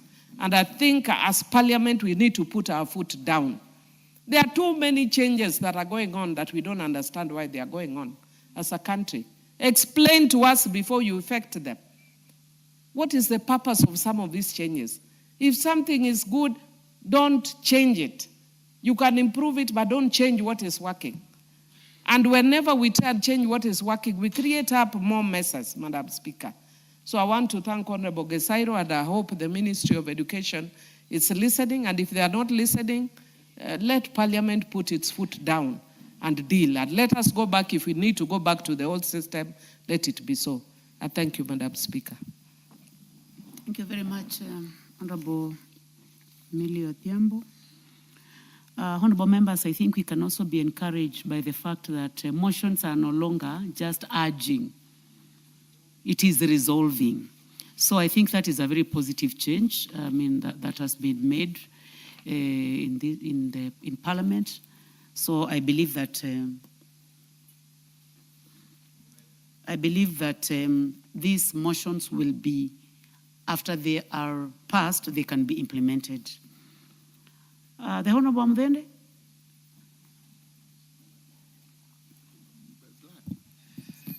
Thank you, Honorable Speaker, for this opportunity to contribute to this very important motion by my colleague, Honorable Gesairo. And though he is one term and I'm two term, this is for Kenya and we stand together. I must say, for constituencies like where I come from, Mbeere North, which has been marginalized for very long, the main thing we can offer our people is education. Quality education will guarantee their success in future. Unfortunately, this is not so because of a myriad of factors, some of which are going to be addressed by this motion if adopted. One, most of our students go to C4 schools. Yeah, and you find that the infrastructure in these schools, which is addressed by point number 3, is not adequate. Most schools don't even have laboratories, they don't have enough teachers, some schools don't even have enough classrooms. And it's not always that most of the students in these schools are there because of poor grades. There are some students who cannot afford these other schools and they end up in a C4 school. Imagine if you have a student who has qualified for C1, they cannot afford and they end up in a C4 and you condemn them Yeah, because of poor infrastructure, sometimes they don't even have science teachers, and you end up messing the life of such a student. That's why I really support this motion. Point number 3, ensure the ministry, when you register a school, let it not just be to increase the number of registered schools. Let the infrastructure be sufficient. Let them have enough teachers, so that if you end up with a student who has qualified for a C1 school in a C4 school, then they are guaranteed of success. And as mentioned by a member of parliament here during the contribution, there are C4 schools which are doing very well, but if you look at those schools, they have proper infrastructure. Most of them are near towns, like I have such a school in my constituency. Now, coming to capitation. So you have a school which registers very few students in terms of enrollment, and they have the same infrastructure. They need a gate man, they need a cook, they pay for electricity. So if you have few students, it means even if you get capitation, and I know most members of parliament here through bursaries, they support schools, then the school cannot even support payment of support staff. So it's important that we look at this recalibration. That's the word used in this motion, so that we don't end up with overcrowding in some schools. So they have order. Honorable Gachagua, you have a point of order.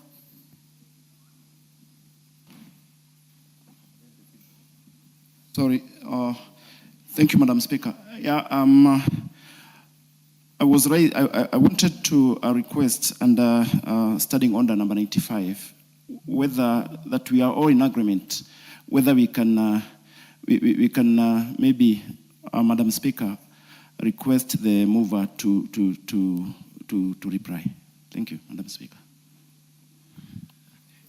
Before I check whether it's a mood of the House, I will allow the Honorable Amudende to finish. Yeah. Thank you, Madam Speaker. So, to make it short, is we need to ensure quality in our schools, quality of education, good infrastructure, so that our students do not get a road deal. And this is a bill that is. This is a motion that we actually need to support as this House, because it will help all Kenyan learners. With that, Madam Speaker, I support the motion.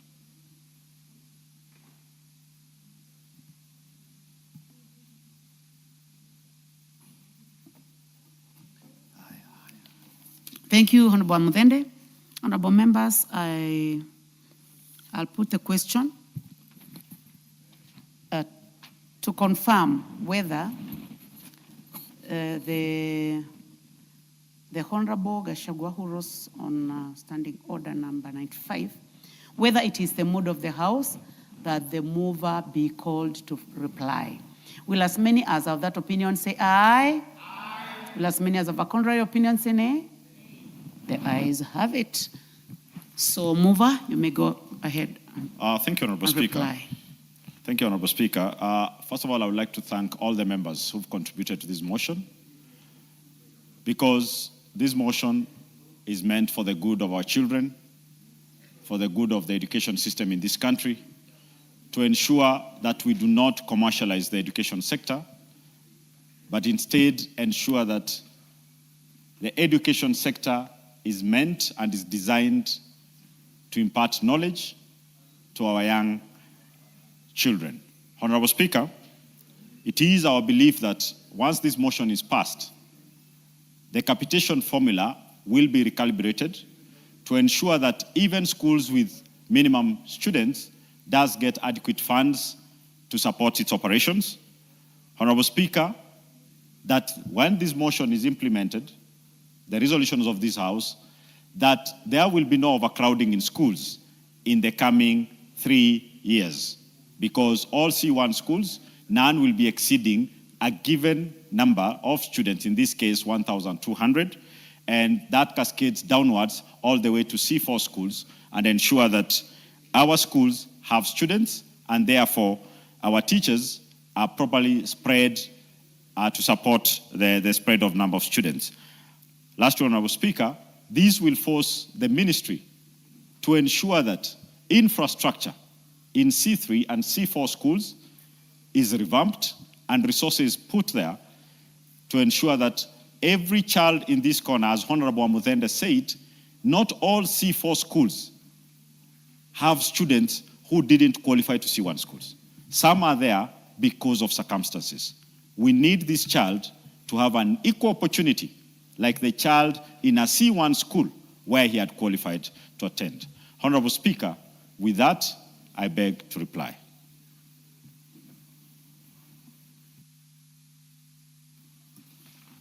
I'll give chance to you, to the Honorable Millie. You may sit. It's quite long.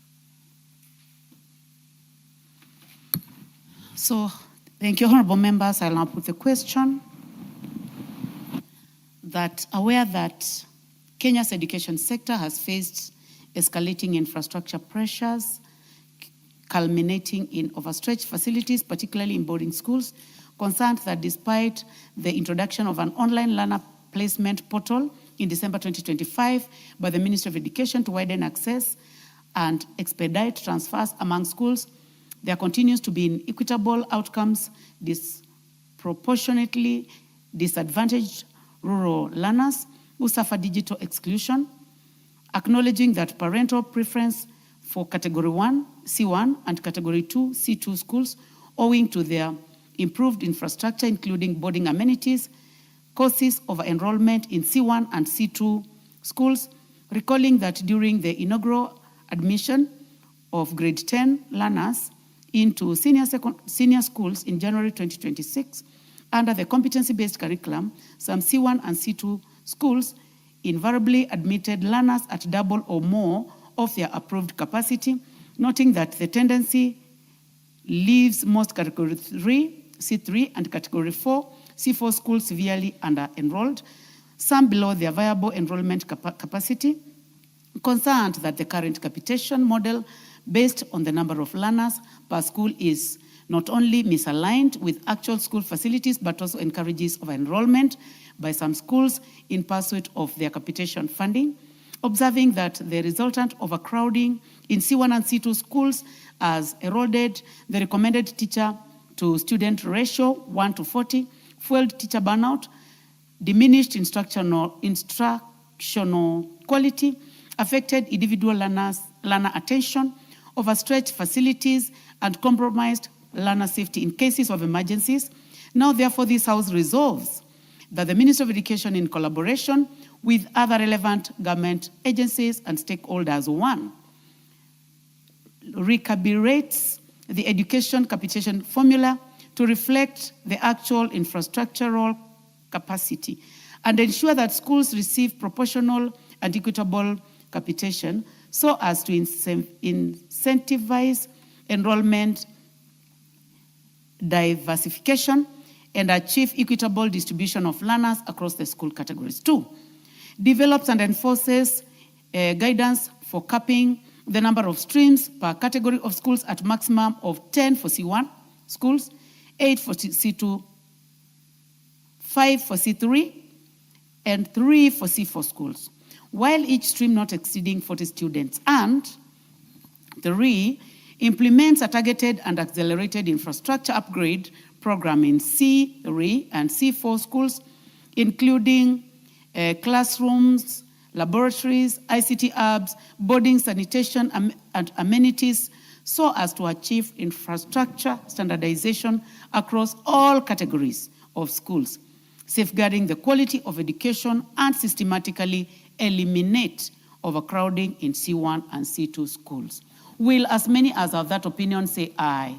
Aye. Will as many as are contrary opinion say nay? The ayes have it.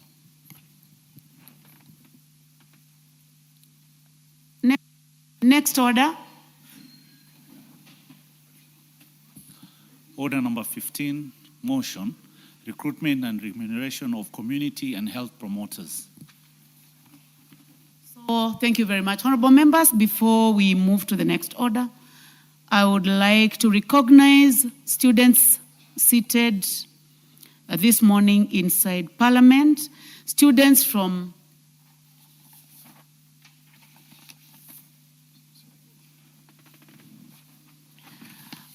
We have students seated in the Speakers Gallery this morning from Soy Meninga Junior School, from Eldamaravine constituency, Baringo County. You may stand to be recognized.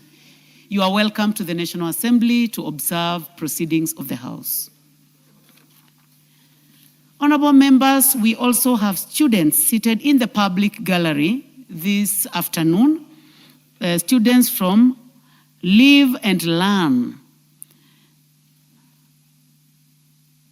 School in Nakuru West constituency, Nakuru County. You are welcome to the National Assembly to continue observing proceedings of the House. Honorable Murungara, you may proceed. Thank you very much, Honorable Speaker.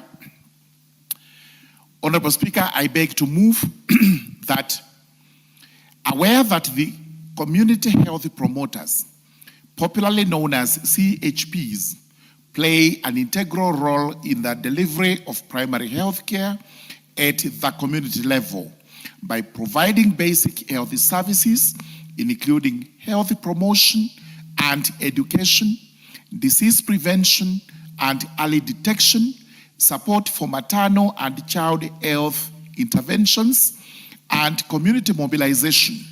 Further, aware that community health promoters serve as the first point of contact between households and the formal health system, concerned that despite their important contribution to the realization of the universal health coverage and the attainment of the highest attainable standard of health under Article 43(1) of the Constitution, community health promoters continue to discharge these critical duties with inadequate facilitation and insufficient remuneration, acknowledging that proper facilitation, motivation, and fair remuneration of community health promoters would enhance service delivery, strengthen preventive health care, and reduce pressure on health facilities, cognizant of the fact that health policy is a function of the national government.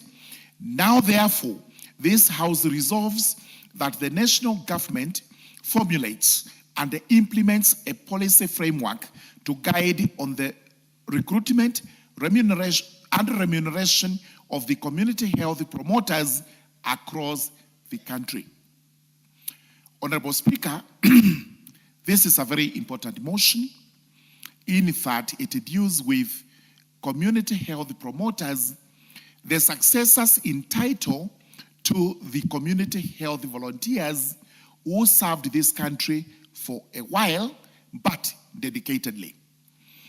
Honorable Speaker, you recall that during the COVID-19 pandemic, the community health volunteers came up as a stopgap measure to ensure that we do adhere to hygienic measures that were put in place by the Ministry of Health to avert the calamity, the catastrophe that was about to befall us, the country, and the world because of the COVID-19 pandemic. These volunteers went around the country promoting health care, but without any remuneration. They were volunteers. And similar to them were a group of people we have just looked at recently called the area managers or the village elders. Again, who went around the country discharging their duties, very important in administration, but without any remuneration. Madam Speaker, this government came into power on an undertaking that it would be a bottom-up government. We would start with those who are down, bring them up to middle level, and eventually everybody should actually attain the top. Therefore, today, we discuss a very important sector of the health department of this country, who are actually the basic persons at the grassroots. At the grassroots where they are providing a very important service, but with insufficient facilitation, with very little remuneration, because no provision, no policy guidelines, nothing has been formulated for them, apart from being called upon first and foremost to volunteer, number two, to receive very basic training on basic health care, and then they are equipped with a rucksack on their backs, which has basic tools to do simple things like temperature tests, blood pressure, heart rates or heartbeats, etc., etc. But even as they traverse the country, the villages doing this, they are not remunerated well because they receive monthly stipends that, in my estimation, are basic and very poor, which cannot be said in any way to compensate what they do for us. A little of the stipends come from the national government. The rest of it is paid by the county governments. And you know, county governments, for up to the time, would always complain they do not have exchequer, they do not have money, and these people have to go for long periods without drawing those very little miserable stipends. Having looked at what is bottom up, such that we look at those who are at the grassroots, I now urge this House to actually consider this motion in a very favorable manner.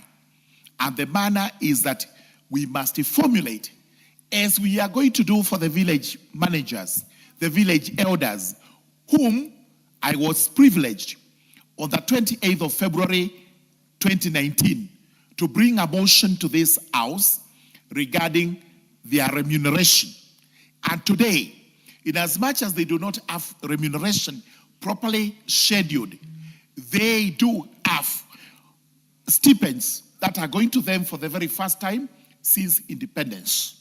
So we are making a step forward, and it is this step forward which we now want to extend to the community health promoters. The community health promoters are strewn across the country, and they do equivalent amount of work right from the villages to the sub-locations and locations. We cannot go on and just continue to have people rendering a great service to the country without proper facilitation. Number one, without proper remuneration.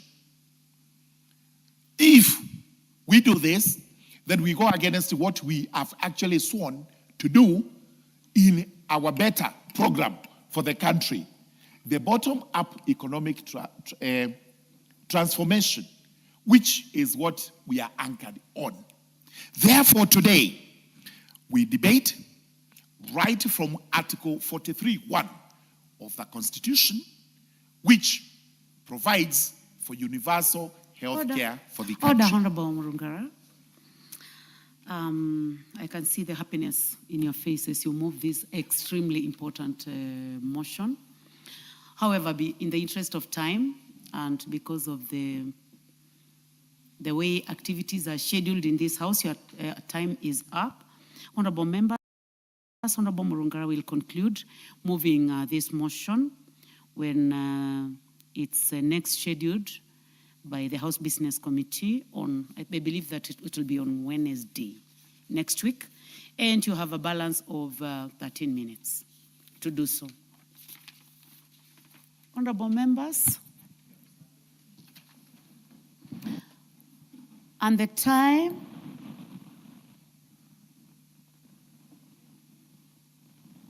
honorable members, and the time being 1 p.m., this House stands adjourned until today, Wednesday, 19th August, 2026 at 2:30 p.m.